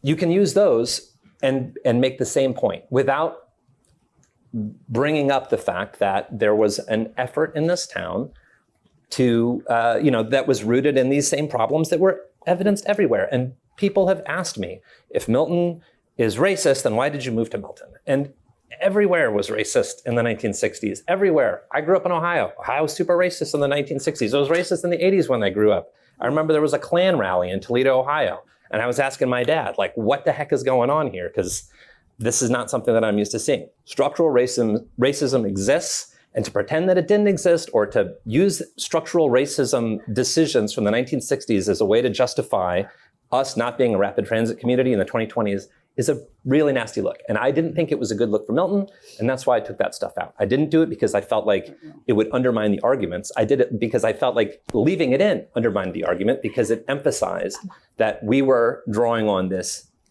pretty sordid history of infrastructure developments in the 1960s to make a case in the 2020s. And just to clarify, it was a very minor. It was a very minor thing. But anyway, Ms. Bradley and then Mr. Wells. I just wanted to come back to where we are, which is no problems. Which is, I personally 2 weeks ago heard from the consultants and from Mr. Zawinski and from our town administrator, Mr. Milano. And I just want to say kudos to all of you for creating an article, proposed article for our warrant. It's very in-depth. It is multiple pages long. It follows everything that the letter of the law asked us to follow. I want to thank you both and everybody else who was involved in this. I don't know everybody behind the scenes that was working on this, but I just wanted to say thank you to everybody and to move this discussion along, because I know that we can have discussion after I make this motion, is that I'm going to make a motion to, hold one second, I got to find it. I'm going to make a motion to submit the zoning bylaw amendment for compliance with the Mass General Laws, Chapter 40, Section 3A, multifamily zoning as of right in MBTA communities to the planning board. I'll second. Motion's been made and seconded. I'll add a friendly amendment. Please. Just, after the word move, to say include on the special town meeting warrant. Thank you. And to submit. To include on the special town meeting warrant, and I approve that. You're As a good. friendly amendment, I approved it. Thank you so much. Mr. Wells. Thank you, Mr. Chair. Mr. Zoll, I don't want to, I just listened to you intently, and having grown up in this community, my parents moving here from Dorchester and renting an apartment and raising us here, and my 5 brothers and us, all of us in public service. I don't think I grew up in a racist community. Believe me, I know what racism is. I've run around this world. But you just uttered a pretty wide swath of a brush, is that everyone in this community that grew up here in the 60s. That's not what I said, Mr. Wells. Listen, I'm sitting here listening intently, and I can't believe what I'm hearing you say. So maybe you better look back at what you said. Well, I can tell you what I said. I'm not going to debate it with you. Maybe you should come in here so we can have a discussion. No, Mr. Zoll, let Mr. Wells finish, please. I'm just telling you. I'm listening to you. No one's denying the racism, systematic racism did not exist and does not continue to exist in this country. I've never seen or heard of a Ku Klux Klan rally anywhere near the town of Milton. As a matter of fact, the only one that I ever witnessed was when I was a rookie in the police academy in the 1980s, and it happened at City Hall Plaza. And they were beaten out of this community faster. The police couldn't even provide enough protection for them. They couldn't walk 50 feet across City Hall Plaza. So people listen to what we say, and they listen to what we do. That was I sat there listening, and it almost sounded like it was an attack on anyone who lived or had anything to do with this town in the 1960s. My father was a policeman in the 1960s. He rode that train to work every day from Hyde Park because they didn't have enough money. They didn't make enough money to even have cruises. The police station was on Central Ave. And I don't view my father as being a racist, nor many of the others, or any of the others. So just please, in the future, I take your passion, but I understand people have their concerns, good or bad, and I'm with it. I am going to vote for this because I do think this needs to go to town meeting. I think it needs to go to the planning board, and whoever massages it to get it to the best thing that it can be for the future and the protection of this community as it exists and will exist, and protecting all the things that people love about it, I'm fine with. That's all I have to say. Thank you, Mr. Wells. Mr. Zoll. Mr. Wells, thank you. And it's possible that some of my remarks aren't, over online aren't as good as if you were here in person. So I hope to see you back here soon because we've been missing you here. I just want to say that I absolutely did not call everyone in Milton in the 1960s a racist. I simply made the point that America was racist in the 1960s. America continues to have problems with racism. We've had swastikas put up in graffiti in the middle school very recently, and that's racism. So the idea that we have somehow cured racism and that there's no racism that exists in Milton, I think is preposterous. I think everybody would laugh at that. And I kind of resent the idea that you are putting words in my mouth of saying that everybody that grew up in Milton in the 1960s was racist. I never said that. I said structural racism is a big problem and we still need to continue to address it and acknowledge it. And I'm just doing that. And if you take that as a personal attack on yourself or your father, I'm very sorry for that. I obviously did not level any personal attacks against anyone.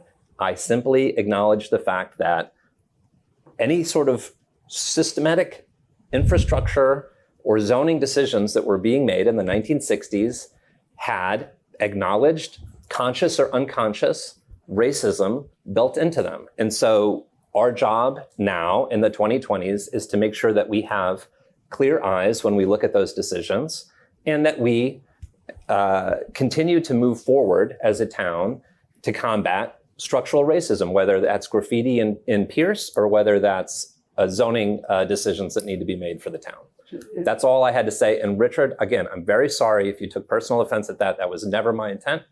And I think everybody who knows me knows that I'm not the sort of person to sit here and level broadside personal attacks against anybody in a public forum. And perhaps just some miscommunication from two very well-intentioned members. So Thank you, Mr. Chair. I'm sure that's fine. I will just say along the lines of what Richard said on the substance of the article. If we vote to include an article and submit it to the planning board tonight, that gives our friends on the planning board the maximum amount of time that they can have under the statute. Because the statute, Chapter 48, Section 5, gives the planning board 65 days to have a public hearing. They may not use the entire time, and hopefully they won't, because we want to hear from them. And then it gives them, after a public hearing, 21 days to do a report. So if we vote in favor of an article tonight and submit it to the planning board, that gives the planning board the maximum amount of time that they could have to weigh in this and offer amendments and massage it and improve it, as I'm sure they will, through all their diligence and hard work. And so I think it is responsible for us to give the planning board the opportunity to have the maximum amount of time that they can under statute. Which, and if you count the days from tonight to December 4th, it's pretty close to give them the maximum amount of time. So again, they may not take it all, and we hope to have any report prior to the maximum amount of time. But this gives them the maximum amount of time to make amendments, to make changes, and to offer whatever they get in their diligence and in their well thought out approach. And so I think this gives us a good a good starting point for an article. It gives us an article to ensure that town meeting will be able to make a decision on December 4th, and it gives our friends on the planning board the maximum amount of time to make any amendments or changes or thoughts that they may have. So I think it's important for that reason to go ahead and approve this very well thought out and well drafted article that as I understand it, includes what the planning board has offered thus far on this, and hopefully they'll make improvements, as I suspect they will. Ms. Musto. Thank you. My question would be, why couldn't the planning board do the article themselves and start it at that level and generate it back to us once they've completed the article? It's because of the statute. So the statute gives the planning board 65 days to have a public hearing. That's required by statute prior to town meeting. And then it gives the planning board 21 days to do a report prior to town meeting, again, required by statute. We're not required to do a report or have a public hearing on it. The planning board is. So this gives the planning board the opportunity to have that maximum amount of time under statute. Could we just wait and have the planning board do something? That's one way to go, but this is a way to go as well. So, Ms. Musto. Follow up. I guess my question would be, since Tim worked on this, couldn't he generate it at the planning board level, and then they work on it there, and then it comes back to us in a form that they've all vetted and that they've had hearings on? I mean, we're originating the article, but couldn't it have been that Tim worked with the planning board to originate the article, worked on it and had a hearing, and then we approve it or don't approve it? I mean, that to me seemed like the right process on this particular article. And I'm wondering, Mr. Milano, has that happened at all? Has Tim been working with the planning board on an article, or why not generate it at that level versus this level? That is, as Mr. Zulus pointed out, that is certainly possible. And he has obviously been at all the planning board meetings where they've discussed this and working with their consultants to offer tweaks to the districts that we've talked about, which are all incorporated in the article put together here. And that still could be the result here, where the planning board arrives at an article that the select board feels is better suited to meeting compliance with MBTA Communities Act, and maybe replaces this one, or they take this one and make the suggestions that they want, and that becomes what goes to town meeting. So it's all up for discussion as we go here. This doesn't lock anything in stone. Yeah, I mean, and I will add to that. That's, as I said, this gives the planning board appropriate time to make any changes to this. The planning board could come up with their own article, and we as a board could decide to pull this article and use a subsequent article. That's a possibility as well. But this gives us this ensures that we'll have something for town meeting. Ms. Bradley. Thank you so much, Mr. Chair. To that point, I have been lucky enough to be watching the last few planning board meetings as my classes get out at 8 o'clock, so I tune in right away to the planning board meetings. I have yet to see that they've asked Mr. Zawinski for a proposal of an article. I've yet to see them actually do an article or request anything like that. So at our last meeting on the 22nd, we actually voted to ask Mr. Zawinski to produce exactly what he produced. That was our recommendation. Granted, it was a split vote, but we asked him to do this. I don't recall, and please correct me if I'm wrong, but I do not recall the planning board actually asking Mr. Zawinski to draft any article for consideration. So in my opinion, we are in fact doing our due diligence to our neighbors and to our residents of the town to comply by the end of this calendar year with state law. So that's where I'm constantly landing on, is state law. Ms. Musto. Follow up. The planning board, are they meeting this week? I guess my question would be, could we send a memo to them asking them to have Tim work on it? Maybe he takes this and he adjusts it and works with the planning board on it. But I mean, I think for us to sit here and vote to do it that way, I'm looking at the process, and I would rather that this type of an article come generated from the planning board, and maybe it is a lot of the bones of this, right? If they're meeting this week, perhaps there can be some discussion about that. We're meeting every week in September, right? So, I mean, I guess my question is, maybe we direct Tim to go back to the planning board, or Mr. Villano does actually, and have him maybe take something like this and work on it. But again, we're directing the planning board. This is the article we want you to work on. Here you go. Is basically what you're saying. We want this article. If you want to adjust it, you can, but we're generating it. And I guess that's my problem. I don't know that we should be the ones generating it. So let me try to suggest we are we would be voting to put an article on the warrant and to submit it to the planning board. And the planning board has 65 days. They're supposed to have a hearing, and then they have 21 days to have a report on it. And that will allow them to do all that prior to town meeting. They could come in with amendments to this article, right, in their process, in that public hearing process, and in the report, they could offer amendments to this article that we could consider and change. Or, as I mentioned before, they could proffer their own article for us to include in the warrant, and then we could decide, well, we'll pull this article and include that article. So those are all possibilities, depending on what the planning board wants to do and depending on what they decide to do. But this ensures that town meeting will have an article that the planning board has time to vet prior to December 4th. And that's why I think it ensures that by statute. And that's what's really important, is the statute, to me, the timing of the statute. Ms. Musto. So what you're saying then is that basically that the planning board won't get it done in time, is what you're implying. No, because they could do this themselves and then have the hearing and do the whole process and have it come to us for an okay. Not any implication of that at all. Not any suggestion of that at all. Not the case at all. What I'm saying is what I'm saying, which is, if we submit an article, then the planning board, our friends there, will have the maximum amount of time provided by the statute to do whatever they want with it or with something else. Mr. Wells. Mr. Chair, as the great Mr. Warren Buffett always says, time is our greatest utility. Yeah. I think we should move the vote. Okay. I do agree.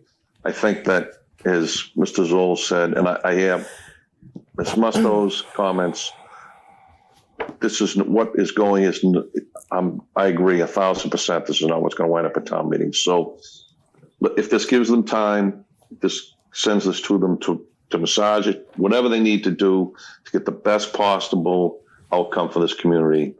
Let's vote. All right. Any further discussion? Motion's been made and seconded with a friendly amendment.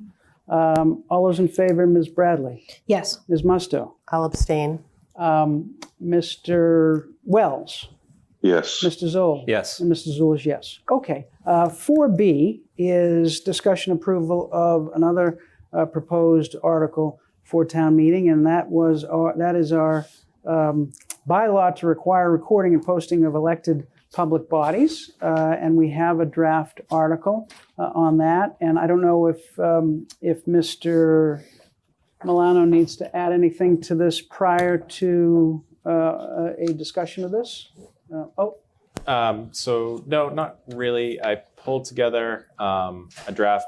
Just really the only other examples that we could find of these were all citizens petitions in other communities. So we are kind of starting from scratch here. So what you see is an initial rough draft. I'm open for all comments. Obviously, we will want to follow up with town council to have them take a look at it once kind of some of the policy decisions behind it are made. And I did reach out to the other elected public bodies who aren't presently being recorded, asked them for some feedback. I got some questions about technology, and I'm awaiting other feedback as well from the other elected public bodies that this may impact. And I did email it to Ms. Milbauer, and she provided some comments as well that I do have for review. Comments or questions from members? Ms. Bradley. Go ahead. Ms. Bradley. I was just going to say that there's nothing wrong with being the first in the state to do something. We're often the first in the country to do something, so I'm really excited to be the first of 351 to do something. So therefore, I'm going to move to approve the bylaw to require recording and posting of elected public bodies and request the town council to review and put into proper legal form. I'll second that. Okay, motion's been made and seconded. Ms. Musto? I had a question, and I think I brought this up last time. If we're going to do this for elected bodies, I'm wondering why we wouldn't consider doing this for committees or subcommittees that one of us sit on, because we are elected and we're sitting on a subcommittee. I think that's important just as well. So, I think that, if you're looking at just elected bodies, that's one thing, but you're looking at us as elected officials. And if we're elected members of subcommittees, I think that should considerably possibly be in this as well. Ms. Bradley. Thanks so much. I'm thinking about the Finance Committee in response to that, Ms. Musto. And I believe that our Finance Committee is recorded, and it's actually uploaded to Mr. Fundling's podcast.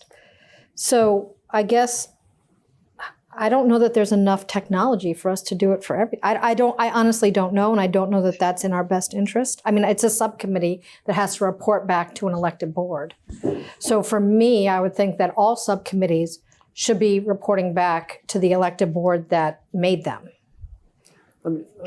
Mr. Wells, but let me just offer one thing, and that is we're talking about the Board of Assessors, Board of Health, Board of Parks Commissioners, Library Trustees, Planning Board, School Committee, Trustees of the Cemetery and Select Board. Yep. There's a multiplier effect if you include all of the subcommittees of all of those boards, and that may be difficult to administer. But that's a thought that I have. Mr. Wells. So you just took the words right out of my mouth. Remember, subcommittees aren't staffed. Most of the elected committees are all staffed. Right. That way you have someone responsible for recording the meetings, archiving, make sure they get posted. Subcommittees, they're not staffed. A lot of them aren't staffed. And then who are you going to put that on? You're going to put it on the subcommittee chairs. A lot of these are just volunteers who are going to now have to be responsible for recording a committee, who they're going to give it to. I think we want to walk before we run. So I'm comfortable with it as it's written now. And if a year or so or a couple of years down the road, technology becomes that advanced that that's something we could do, then we could do it. But I think to try and do that all right now in one big swoop, we're bound to fall into some type of sinkhole here. So I'd be inclined to just go with it as it is. Ms. Musto. Mr. Milano, So are any other communities, no other communities in the state are doing that? What are they doing? There are 3 communities that have had, 3 towns, I should say, that have had warrant articles approved by their town meeting and approved by the Attorney General for recordings. And there have been citizens petitions requiring recordings of all board and committee meetings. So all appointed or elected boards or committees. One went into effect, and I know that community's been struggling in terms of capacity and technology and staffing questions. So those are the examples that I'm aware of presently. Do you know what communities those are? Yeah, that's, I have the list. I can follow up with the list. Okay. Colin pulled the information. I just have to. I don't have it. I don't have it in front of me. Hanover, I think, was one. Uh-huh. And I know don't wanna that- throw all the names out there. I know that. So the only thing, like, I wonder, like sometimes we've had problems even here with people being able to hear everything that we say. And so I'm just wondering, like we could, obviously all the communities will do their best, right? But there are going to be some instances of issues around the technology too. Right. I think that's something, and in the way I've crafted and written it is that they're kind of held not liable, and they can have their meeting even if there are some issues. I got a comment today that perhaps they should be asked to then just take out a phone and try to record it on their phone, which we can talk through as a potential solution. But right now, I as it's written, it just says the meeting can go forward, but they'll make every effort to have it recorded. Mr. Zoll. I think we're probably about ready to go to a vote on this, Mr. Chair. I just want to say, though, I think to echo Ms. Bradley's point, I think that it's fantastic that we as a town, and I thank Ms. Milbauer for her initiative for putting this forward, but as a town, working towards more transparency is always a good thing. I appreciate Ms. Musto's, sentiment about thinking about how this might be more broadly applied, and I agree with Mr. Wells. Like, let's walk first, and then we can run. But I think, as evidenced by Mr. Milano's comments about what else is happening in the Commonwealth, we should be proud of Milton as being a leader in this movement. So I'm looking forward to voting yes on this. So the motion is to request town council to review and put in the proper legal form. I would just offer one thing. When it says, and this town council may want to weigh in on, in the review of this, all recordings shall be made publicly available within 1 week of the meeting date. Seems to me that's pretty quick. A bit onerous to be in a bylaw. But I see Ms. Milbauer raising her hand. At the risk of engaging in conversation, is there something that you had on that point? Or yeah, very quickly, if you yeah.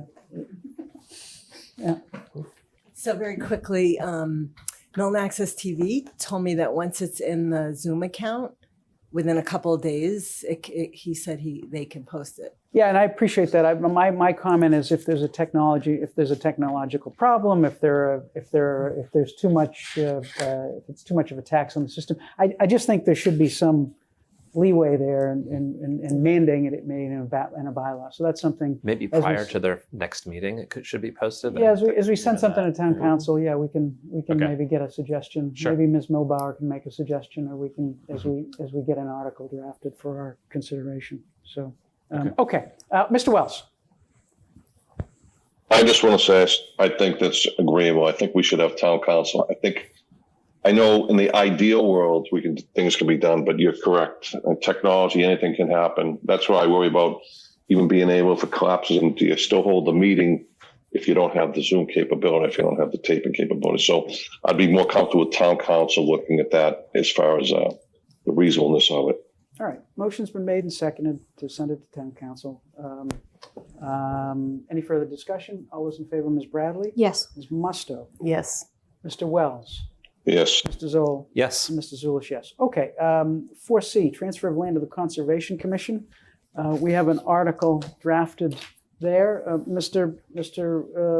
Milano, what's the status of this draft article? Sure. This article pulls in the request that was discussed in our prior meeting with Mr. Doyle and Chair Kiernan. I did include a map just to give folks, because the map and parcel ID is a little tricky. So what we're talking about here and on the first colored map is G5610, 9, 7, 8, and G57-3. Those are the pieces of land that they were asking for be transferred from Select Board to Conservation Commission control. They were both taken by eminent domain in the 1960s for, I believe it's 60s, might have been 1950s, but both were taken for preservation of open space and natural resources. G5611, which is in the same area, a large parcel abutting them, was taken by the town through the tax title process, so it's in Select Board's property. That piece has been transferred to the Conservation Commission already. So we had done a little bit more research. I just wanted to share that with the board. I did send this draft to Murphy Hesse through attorney Peter McNulty, who looks at all of our real estate stuff. Asked him to take a look at it and provide any feedback or suggestions on the article. And I'm waiting that now. Okay, so we haven't heard back. We haven't had town council's feedback Correct. on this. Okay, so do we want to, well, I guess, do we want to give it another week until? I anticipate by the 12th, I should have more information. Okay, is that That sounds right. acceptable? Okay. Yeah. All right, we'll defer on C. Item D is the local historic district article. Mr. Milano, what's the we have a draft with some draft, I guess, of an Yes. article. Mr. The- Milano. The Local Historic District Study Committee has been working on a local historic district report, as well as a potential bylaw, which has been included in your packet. Mr. Lawfer provided the information at the end of August. He is requesting that this be included on the December town meeting. The way this process works is that the Historic District Study Committee has to do a report. They worked on that. They sent it to Mass Historical earlier this year, and Mass Historical Commission, who has to review it, sent it back with comments, looking for additional information. That was resubmitted to Mass Historical Commission at the end of August. I believe it was the 22nd. After that point, Mass Historical has it for 60 days. They anticipate providing comments back in mid-September. At the same time, it was transmitted to the planning board, and the planning board has asked through this process to provide any comments as well. The other piece that has to happen is that there does have to be a public hearing on this, but this can't happen. The public hearing has to wait 60 days after the date it's sent to the state. So basically the public hearing can't happen until the end of October, early November. So we're looking at a public hearing date first week in November, most likely. So And that's a public hearing by the local historic district study Yep, committee. yep, yep. So it's a tight timeline to get it ready for December. It's here. I just provided the information to you. I don't know if you want to look at it, and we can include it next week and reconvene on the topic, or how the board wants to proceed on it. And certainly we don't want to put any more pressure on the planning board prior to December. And we definitely want to hear, I think, from the planning board on it. Ms. Bradley. Thanks, Mr. Chair. I just have a quick question, Mr. Milano. Is this time sensitive? Does it have to happen in our December special town meeting, or can this wait until? And I do so hate to put more things on our regular town meeting, as those are usually booked pretty heavy. But I'm just, if there is a reason to get it done sooner, I'm more than happy to, pull up my bootstraps and make this happen. But I just am curious if that needs to happen. My understanding is that we could go through this whole process and be ready for May, like that Yeah. there's no trigger or deadline that the town meeting must act after the 60-day period or after the production of this report. Okay. I can have a conversation with Larry Lawfer about that and circle back with the board from there. And if, Mr. Chair, if I can follow Yeah, up, please. if it's okay, I mean, obviously ask the local historic commission what they would like. I mean, I don't know. I just haven't heard what the rush is. And like Chair Zulus said, the last thing I want to do right now is put anything else on the planning board. Understood. Thank you. Other comments on this? Do we want to defer on this and get more information, or? Seems Seems like it. like it. Yeah. Okay. I can follow up. So we'll defer and see what we'll keep it on the list, and then Okay. see what we hear next week and the weeks to come. All right, that is it for item 7. Item 8. Item 8. Discussion approval select board landing committee, Neponset River tour. And this is, I think, Mr. Wells or Mr. Milano. Mr. Wells, do you want to take this? Thank you, Mr. Chair. So, as you will remember, I don't even know if Mr. Milano was here. He wasn't. The committee in 2021, as you know, was 6 years into working on this now. This is a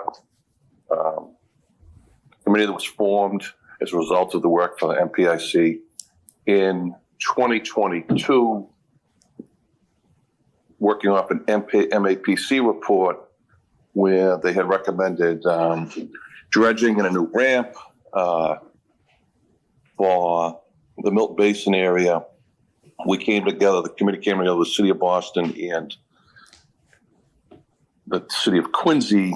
When we looked at historically, the dredging operations that date back into the 1930s extended the entire river from Milton Landing, from actually the Baker Bridge all the way to Point Norfolk and Squantum Point Park, what is now known as Squantum Point Park in Quincy. We went to the Seaport Council and they gave the three of us a $50,000 grant to do dredging sounding in that entire area. But as you will remember, being on the board, the EPA came to us shortly after to advise that the upland portion of the river from Hyde Park to Baker Dam had been placed on this EPA Superfund list. So Ty and Bond, who is the consultant for and the engineers for the Seaport Council in Massachusetts, was able to include not just dredging sampling, but to take soil samples of the entire river. And as those of you who've seen the report, we did our first tour in 2022 of the river with all the elected officials that would be not electeds, but the representatives of the elected. So planning boards from all three towns, Concons, and DCR. Even though none of this is on the DCR, but I think we had DCR was in a butter because of the bike path, and I can't remember who else was there. I think Save the Harbor, Save the Bay may have been present. But the river is seriously polluted, and it's going to be about a $27 or $30 million. Wish it was $27,000, $30 million cleanup. We have already started some preliminaries, Tim and Josh, with the EPA, and this is going to be the follow-up tour to let 2 points to let our elected officials see the report, see the hot spots, let Ty and Bond point out the plan for going forward, how they think it should be, but most importantly, to bring the EPA representatives that we're already working with to let them see it. As Mr. Zoll knows, he was on a walking tour that we took with Concon CPA committee last week. This is truly a jewel in all three communities, and you could stand there on that bank all day long or sit on the deck at Marjorie Asteria and look out and see how pretty it is and have no idea just how polluted and how endangered it is. From an environmental point of view, even though the cleanup is on the freshwater side, the real use, environmental impacts are on the saltwater side. The American eagles, the smelt, the striped bass, all those things, the canoeing, the kayaking, the rowing, the boating uses. All of that is where really grown and have really developed over the years in this section. So this is to get us to the next steps, which is really, as I've said before this board in the past, the big thing is to get the EPA to accept this and include the cleanup of this portion of this 2.2 mile portion of the river as part of the Superfund project, and that it is being done on the freshwater side. It's a major endeavor, and it's going to take longer than any of us that are on this board here now, but I don't think we can walk away from this for the generations to come in the future and for the environmental impact this area has on all three of the communities. Thank you, Mr. Wells. So I'll just add, it seems like a very good follow-up, important to do to try to bring the communities together. We just need to figure out how to pay for it and, how the liability goes. And so we may not have to, the last one we did, the city of Quincy provided 2 boats to do it. They will do that again. I'd really like to do this. So they've given us a vendor that we could rent. We could pay for this out of the landing committee was like they're doing the new fence down there now. It's the landing fund allows anything for the enhancement or benefit of the landing or the Neponset River want to be paid. This won't be a big expense. I don't see it being more than $800 or $900 if we do 2 of them. It's really critical. It's a really small window when we can do this, like an hour before high tide to an hour after high tide, just given how shallow the river is. And the only thing I'd like to include in this one is that we've talked about, Tim, Josh, and I have talked about including the press. I think, and Karis and I talked a little about this as well in our discussions about trying to get this to EPA on board, is to let the citizens and the public know about this. So, So it may be that we do it on municipal boats. We could do one Boston, one Quincy again, but I'd like to try and do it. The boat that Quincy has suggested holds 20 people. That way we could do 2 trips, 20 and 20, with maybe do it an hour each. And that's what I'm thinking about. There's a lot of logistics to make this happen because there are just so many complexities about going up and down that river now. So just in terms of, we just want to make sure the funding is, if we approve the funding, that's appropriate. I think that fund is for repair and maintenance, and maybe we can find the funding elsewhere. Let me just ask Mr. Milano in terms of funding for this, and what's the best way to. So it's kind of a unique, and I didn't realize this. It is the revolving fund is set up differently than all of our other revolving funds, but the select board budget does have, if we're talking about less than $1,000, that is available if the board is okay with this.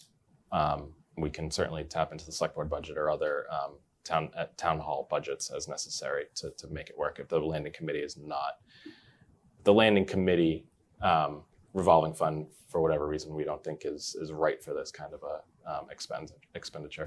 You think it'd be better from the select board budget? Yeah, I think if the board is looking for us to find the money, we can find the money. Ms. Brett. Thanks so much, because I'm a bit confused. When you say the board, you mean this board? Yes. Not the landing committee board? Correct. Or the subcommittee? Yes. Of this committee. So I have been on this board now as long as Ms. Musto, which she's on this landing committee, so she knows a lot more than I do, and it's day to day. I've never once heard them report to the greater select board. I know, as being on the finance committee last year, we constantly reported to the select board to approve things, obviously, because it has to do with money. But I'm a bit just taken aback that this entire thing was being, according to our meeting on August 22nd, was actually being proposed and was going to happen without the select board even knowing about it. I have no idea about the greater good of the EPA. I'm all for cleaning out our waterways. I am all for all of that, except I have no knowledge of any of this right now. Nobody from the Milton Landing Committee has come to the select board and given any reports as of date since I've been on it. I literally have no idea half of what Mr. Wells has just been talking about. I'm curious to know why the select board has not been invited to be on this boat tour, and yet other municipalities have. I am extremely concerned that there seems to be no care or concern that we are all apprised of what's happening. The only thing I know about with the Milton Landing Committee is the Milton Yacht Club that many of our members of our town have come here to talk about. So I guess I in due diligence and with respect to the population that I serve, which is our residents, I don't know what I'm voting on. And it's great that the select board has this revolving fund that we can spend up to $1,000 on this endeavor. But I'm also curious if that money is best spent doing this. I don't know. Mr. Chair Zulus has said that this is something that's important. That's great. I'm all for things that are important. What I'm not in favor of is just expecting that the select board is going to support things without any prior knowledge to them. And that goes across the board for any select board subcommittee that we currently have. I mean, the policy committee, even our subcommittee that Ms. Musto and I served on, we constantly came back and reported to the select board. And so I will be abstaining from this vote because I do not believe that there has been enough information provided to the select board at this time. So thank you, Mr. Chair. All right, other comments or questions? Ms. Musto. I was just going to say, I don't know if Mr. Wells just wants to elaborate on anything, but I know that we have talked about it potentially being a super fund addition. I thought we talked about that at one of our meetings, our select board meeting, talking about that, about the super fund, that's going on from like Hyde Park, I think the Tillingston Dam, all the way down to near Baker Chocolate. And this is from Baker Chocolate down. So I thought that we had talked about this a little bit, unless I'm mistaken. We've talked about the efforts in terms of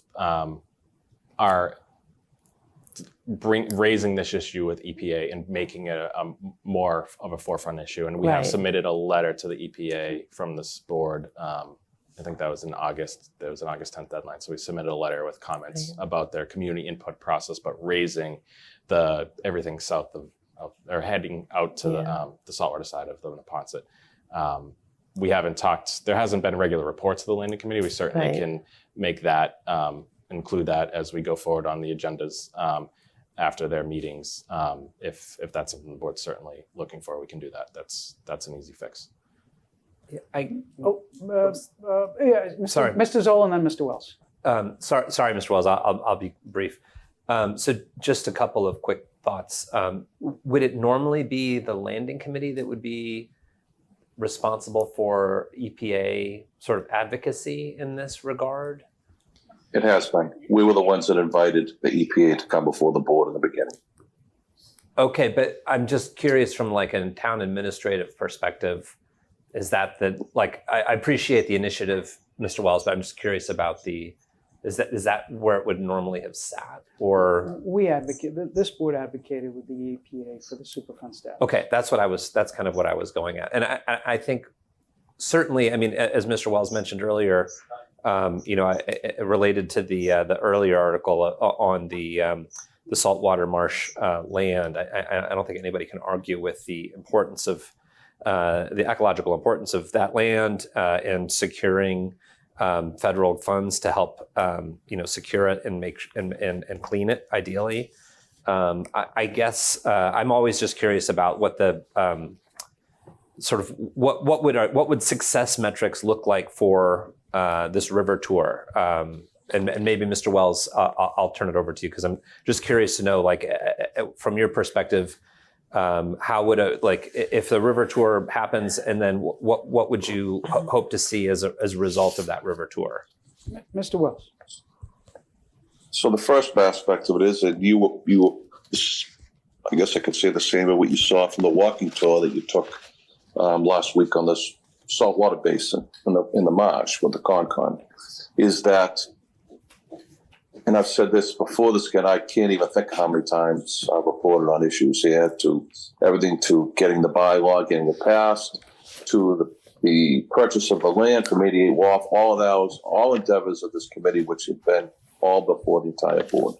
But I'm not going to belabor on this. So the purpose of this is, as I said, is a follow-up to it. We've already done this. We did this in 2021 just to bring awareness and to bring the Seaport Council to the table to see if they would listen to us. And they gave us a $50,000 grant immediately, and they were expecting from us a grant for up to $1 million this year, which is a direct result of the work that came from the MPIC and all the MAPC work that I was handed 7 years ago when we started this committee to dredge the entire basin.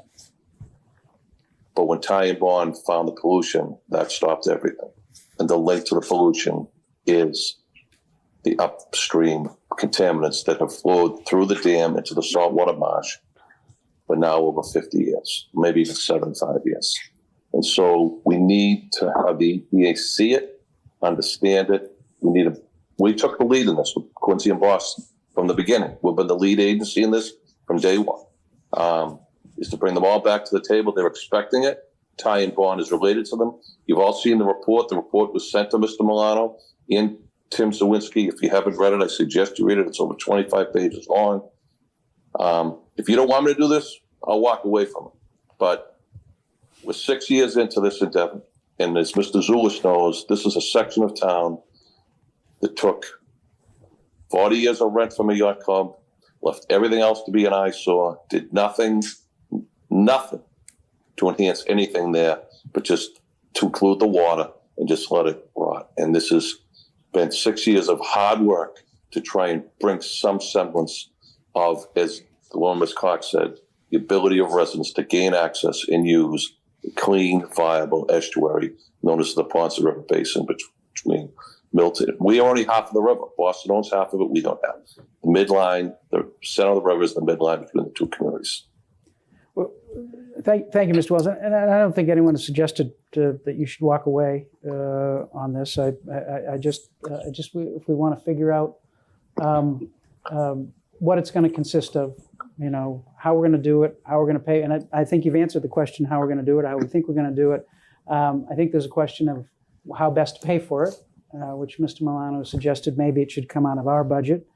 And then beyond that, I just think some of the members want to know what it's going to consist of, who gets invited, you know, when it is, all of that stuff. Just to make sure that everybody, the left hand knows what the right hand is doing. That's what the it board, sounds. anyone from the board wants to go, I'll clearly have it posted for attendance. We did that last time, and the only other member who attended was Melinda attended.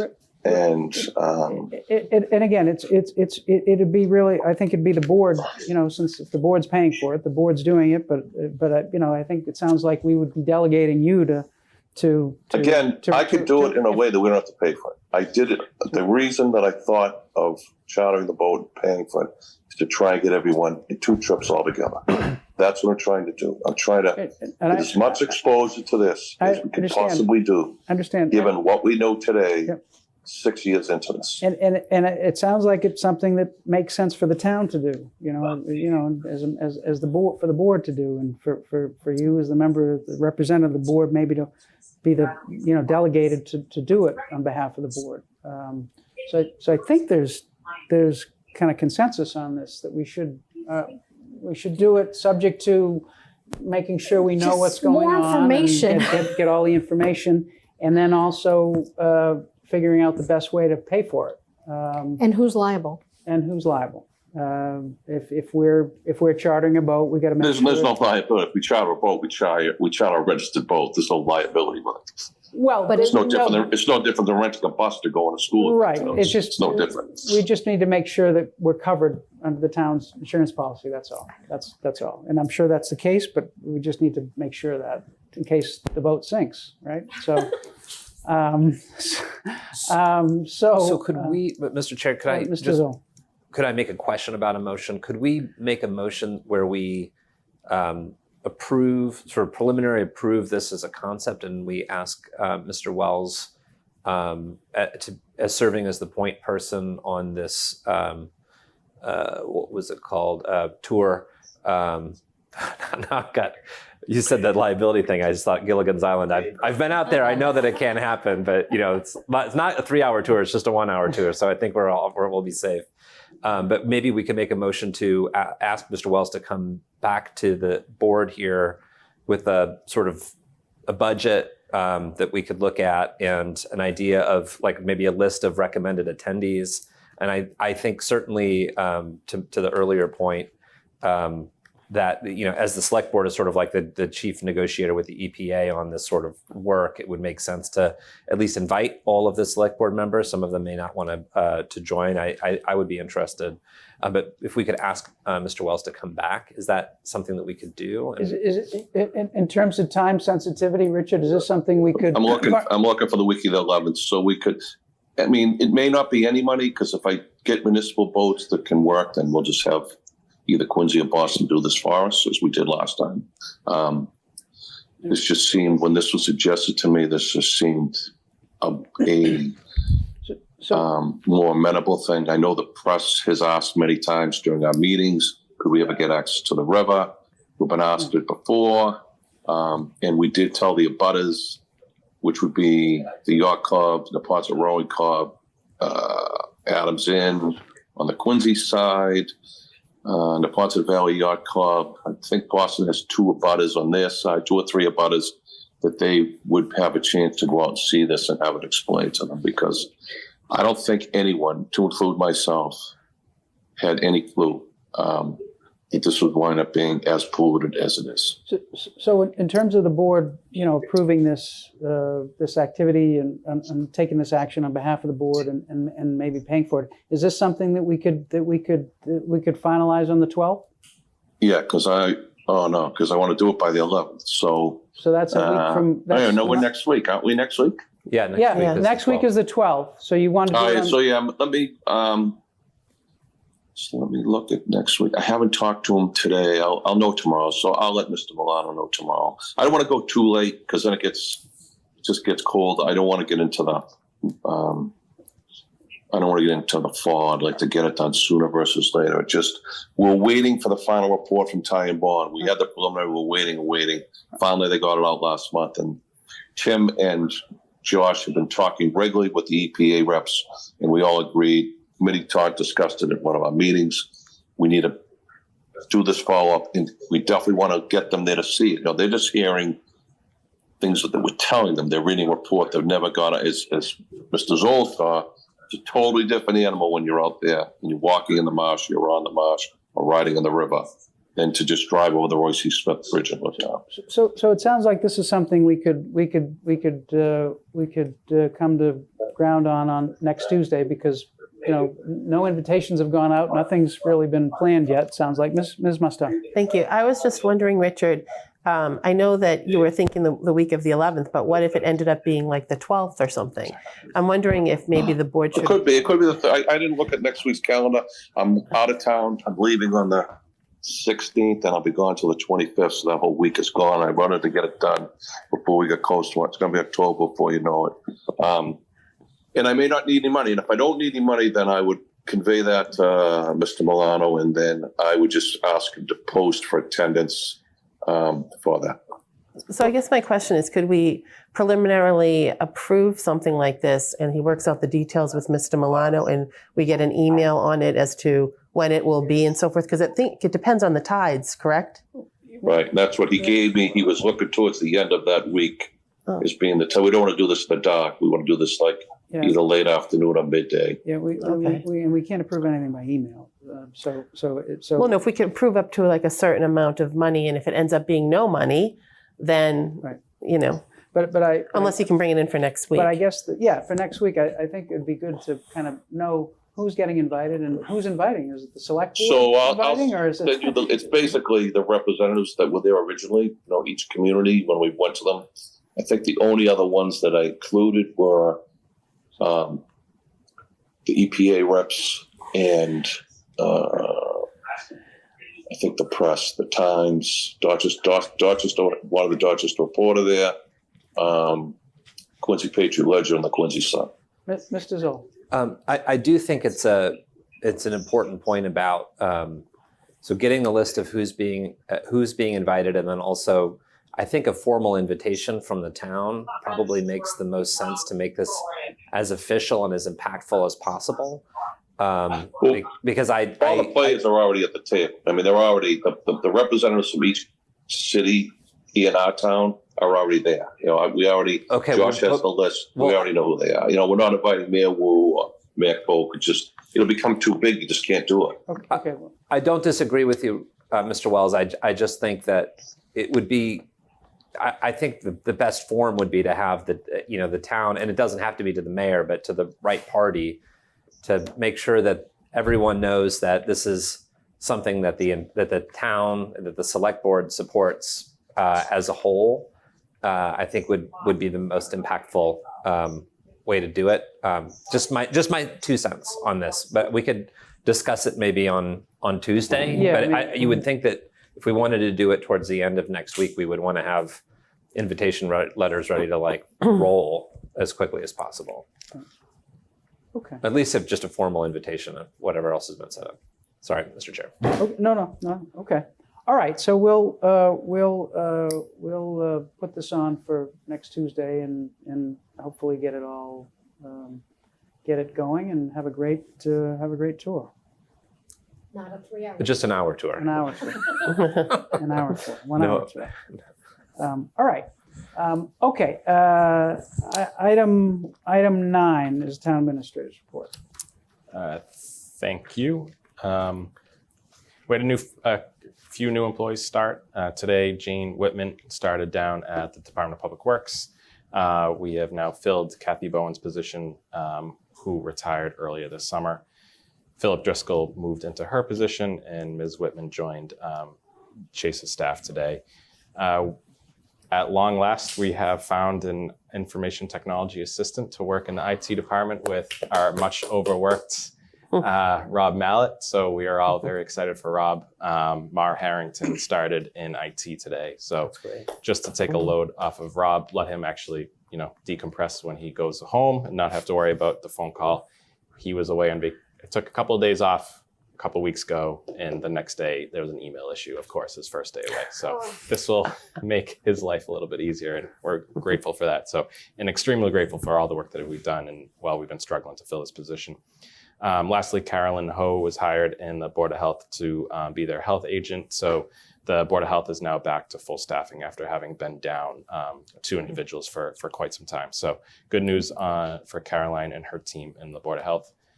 It was mentioned earlier this evening, actually maybe before the meeting, but Porch Fest is this Saturday, September 9th, starting at noon, primarily in the Elliott Street area, but a little bit broader than that as well. A lot of information on their website. So it should be a nice day of music. Hopefully the weather holds up. What was the other thing? Jay Funling mentioned this in our public comment. He did steal some of my thunder. I had distributed the actuarial report for our pension system, our retirement board system, in late August. The system is, as Jay mentioned, fully funded. By my count, that makes us one of 4 in Massachusetts with a fully funded retirement system, well ahead of the 2040 deadline for cities and towns to be fully funded. A lot of cities and towns are in county systems, but those aren't going to be funded in some time. This has a substantial impact on the town's operating budget moving forward. We're paying approximately $4.5 million to the retirement board to get to full funding. Now that we are at full funding, we no longer have a bill of $4.5 million to the retirement board. We had some discussions and voted on a policy last year about OPEB and what to do when we got to full funding. We anticipated it for fiscal 27. It's a couple of years early. That's a good problem to have. So we're working on evaluating that policy and figuring out what the next best steps are. So this is big news, a very exciting thing to happen, as boring as the topic might sound. But it has a substantial impact on our budget and on addressing our other long-term liability, which is retiree health insurance. The MBTA announced that the red line will be shut down, including the Mattapan high-speed line, for 16 days in October, the 14th through the 29th. We don't have any more information beyond that.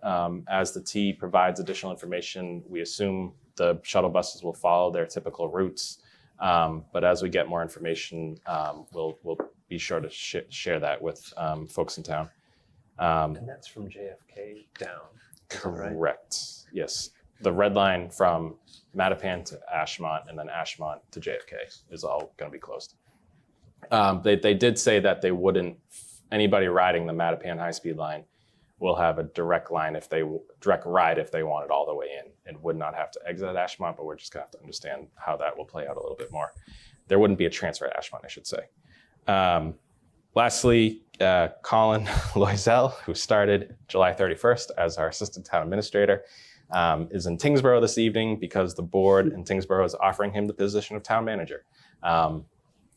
This is quite an exciting time for Colin, but what had happened was the town manager in Tingsboro left, got a new job in Bedford, and the board in Tingsboro, when they were discussing what to do next, just said, why don't we hire Colin?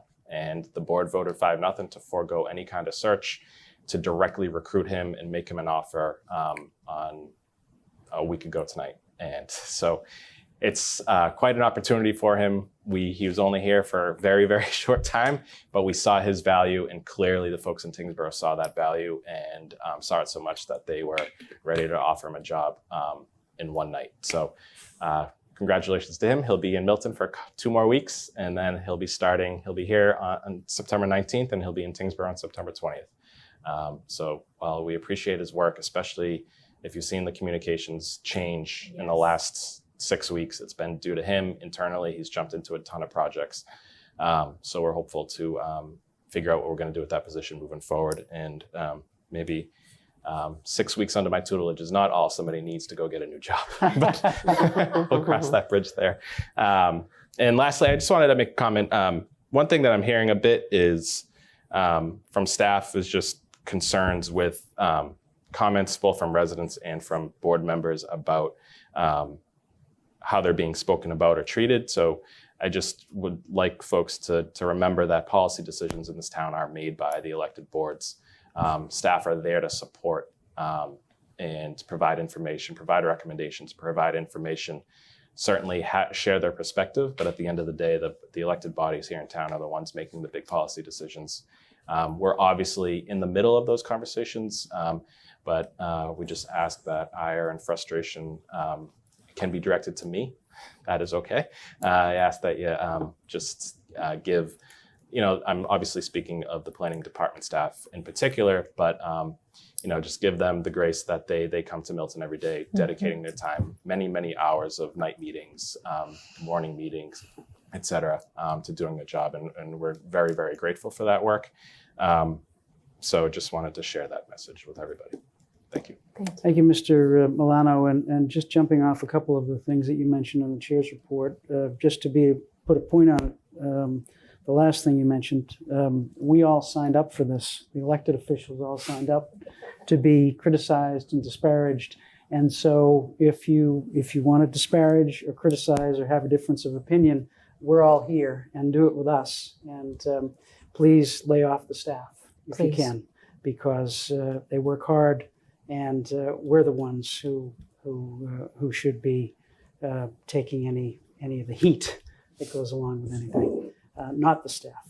I will say, with respect to Mr. Loisel, it does show that Mr. Milano has a great aptitude for great hires. If someone that he selected is been chosen in less than 6 weeks, so I'm sure that he'll find someone who is just as good to fill that role very soon. Third, with respect to the pension liability, I just want to say that 10 or 15 years ago, when town staff and elected officials and warrant committee members, of which Ms. Conlon was one and I was one, many years ago when we were looking into paying off that liability, it seemed like a long ways away. The late 2020s seemed like a long ways away. So those who made those decisions, those, again, elected officials and warrant committee members, appointed town staff, appointed officials, they deserve a lot of credit for taking the initiative 10 and 15 years ago to get us on this road where we're in a very good position with respect to our pension liability. And then finally, again, jumping off from what Mr. Milano said, Porch Fest is this Saturday, noon to 6.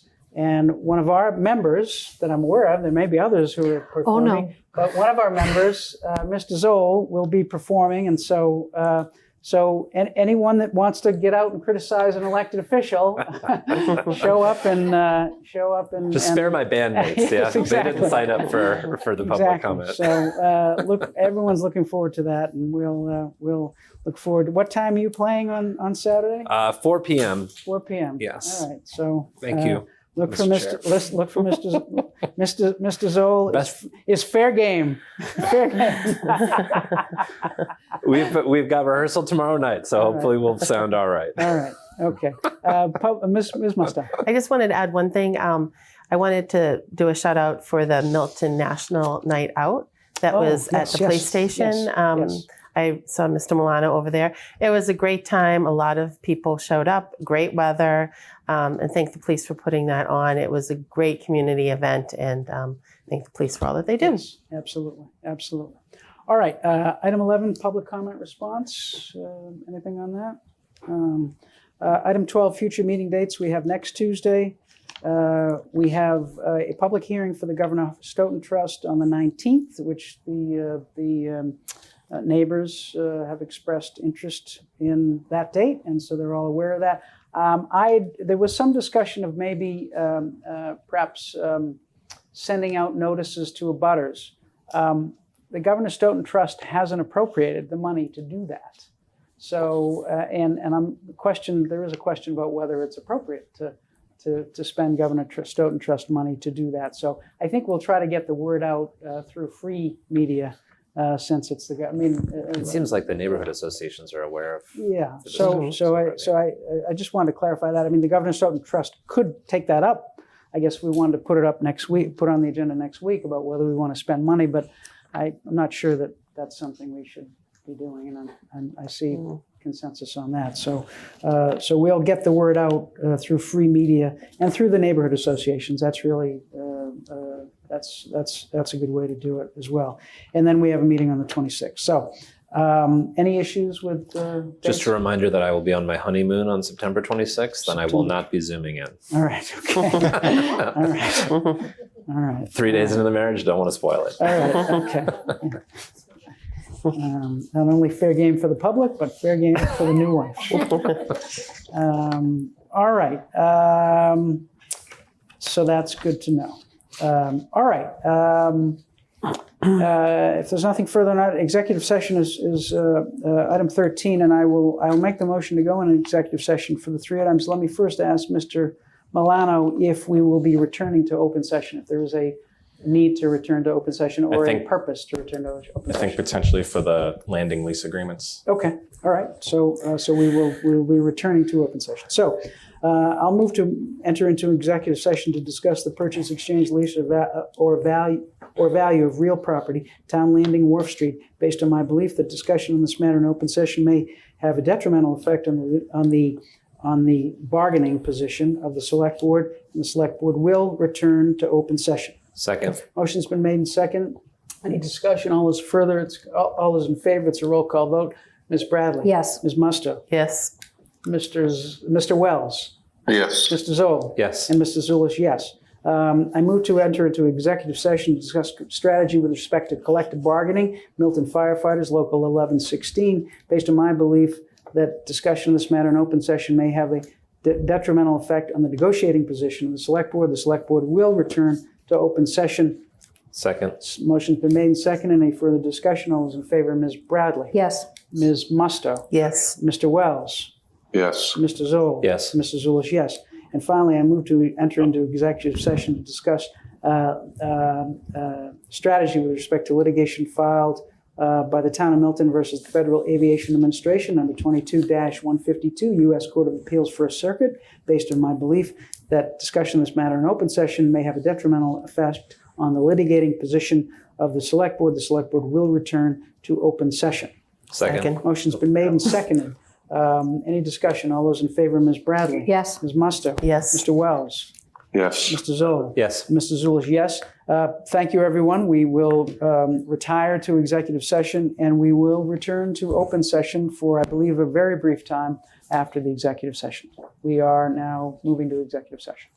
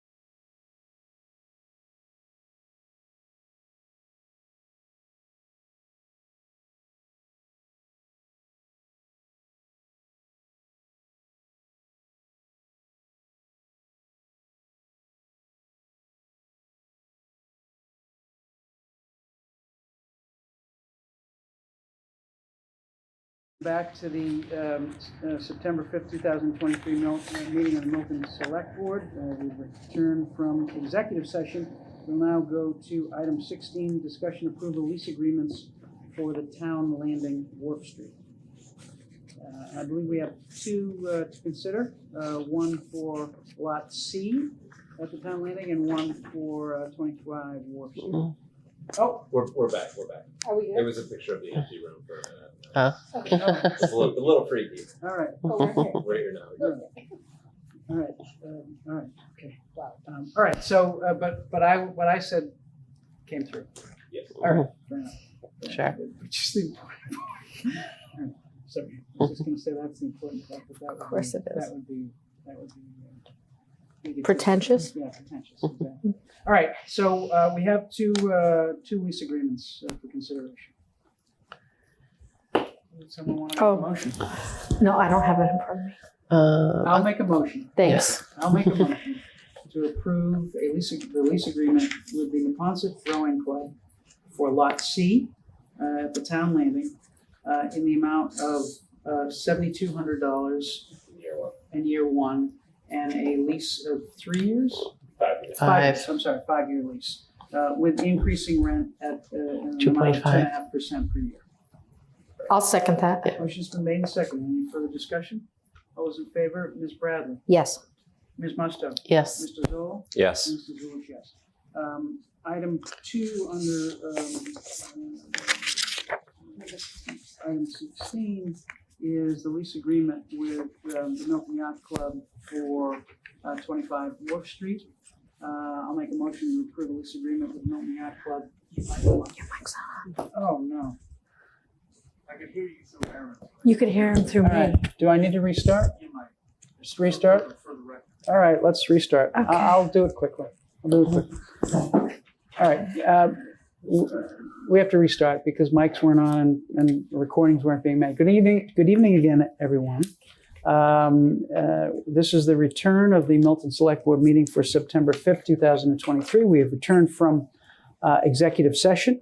And item 16 is discussion approval of lease agreements for the Town Landing Wharf Street. We have 2 lease agreements for consideration. First, I will move to approve a lease agreement with the Neponset Rowing Club for Lot C at the Town Landing in the amount of $7,200 in the first year for a 5-year lease with increases of 2.5% per year. I'll second. Motion's been made and seconded. Any further discussion? All those in favor, Ms. Bradley? Yes. Ms. Musto? Yes. Mr. Zoll? Yes. And Mr. Zulish, yes. The second item under item 16 is a proposed lease agreement with the Milton Yacht Club for 25 Wharf Street. I'll make a motion to approve the lease agreement with the Milton Yacht Club for 25 Wharf Street in the amount of $2,500 per year for 5 years. I'll second. Motion's been made and seconded. Any further discussion? I just want to make a Mr. quick Zoll. note. Since Mr. Wells, we're assuming that his phone may have died or computer may have died, but he participated in this executive session. And I think he will be in favor of what's happening. But obviously, we can't say that he's voting for it. But I think that it's worth noting that he did join the discussion in the executive session. And I think it's worth noting, I think it's a point well taken that he was involved in the executive session. It's also worth noting that Mr. Wells's efforts have brought us to this point. Yes, I his think efforts that's on right. behalf of the Town Landing and the He's there. Yeah. and the He's back now. Oh, he is back. Okay. I'm back. Oh, all right. Well, I got, when we went from executive session, I couldn't get the link to get back in. all right. Richard, we voted already the Neponset Rowing Club lease. That's I would okay. add, and I heard Mr. Zoll's comments. He's Okay. correct. I would Okay. vote yes. All right, and so the motion we have now is the motion to approve the lease agreement with the Milton Yacht Club for 25 Wharf Street, the amount of $2,500 a year for 5 years. Which Ms. Motions, Bradley's and that second. motion's been made and I seconded. had seconded it. Any further discussion? Seeing none, Ms. Bradley, Yes. Ms. Musto, Yes. Mr. Wells, Yes. Mr. Zoll, Yes. and Mr. Zulish, yes. All right, item 17 is motion to adjourn. I'll make a motion to adjourn. I'll second. Motion's been made and seconded. It will be a roll call vote. Ms. Bradley. Yes. Ms. Musto. Yes. Mr. Wells. Yep. Mr. Zoll. Yes. And Mr. Zulish, yes, we are adjourned. Thank you, everyone. Thank you for sticking with us. And we will be back next week on September 12th, 2023 at 7 p.m. Thank you very much.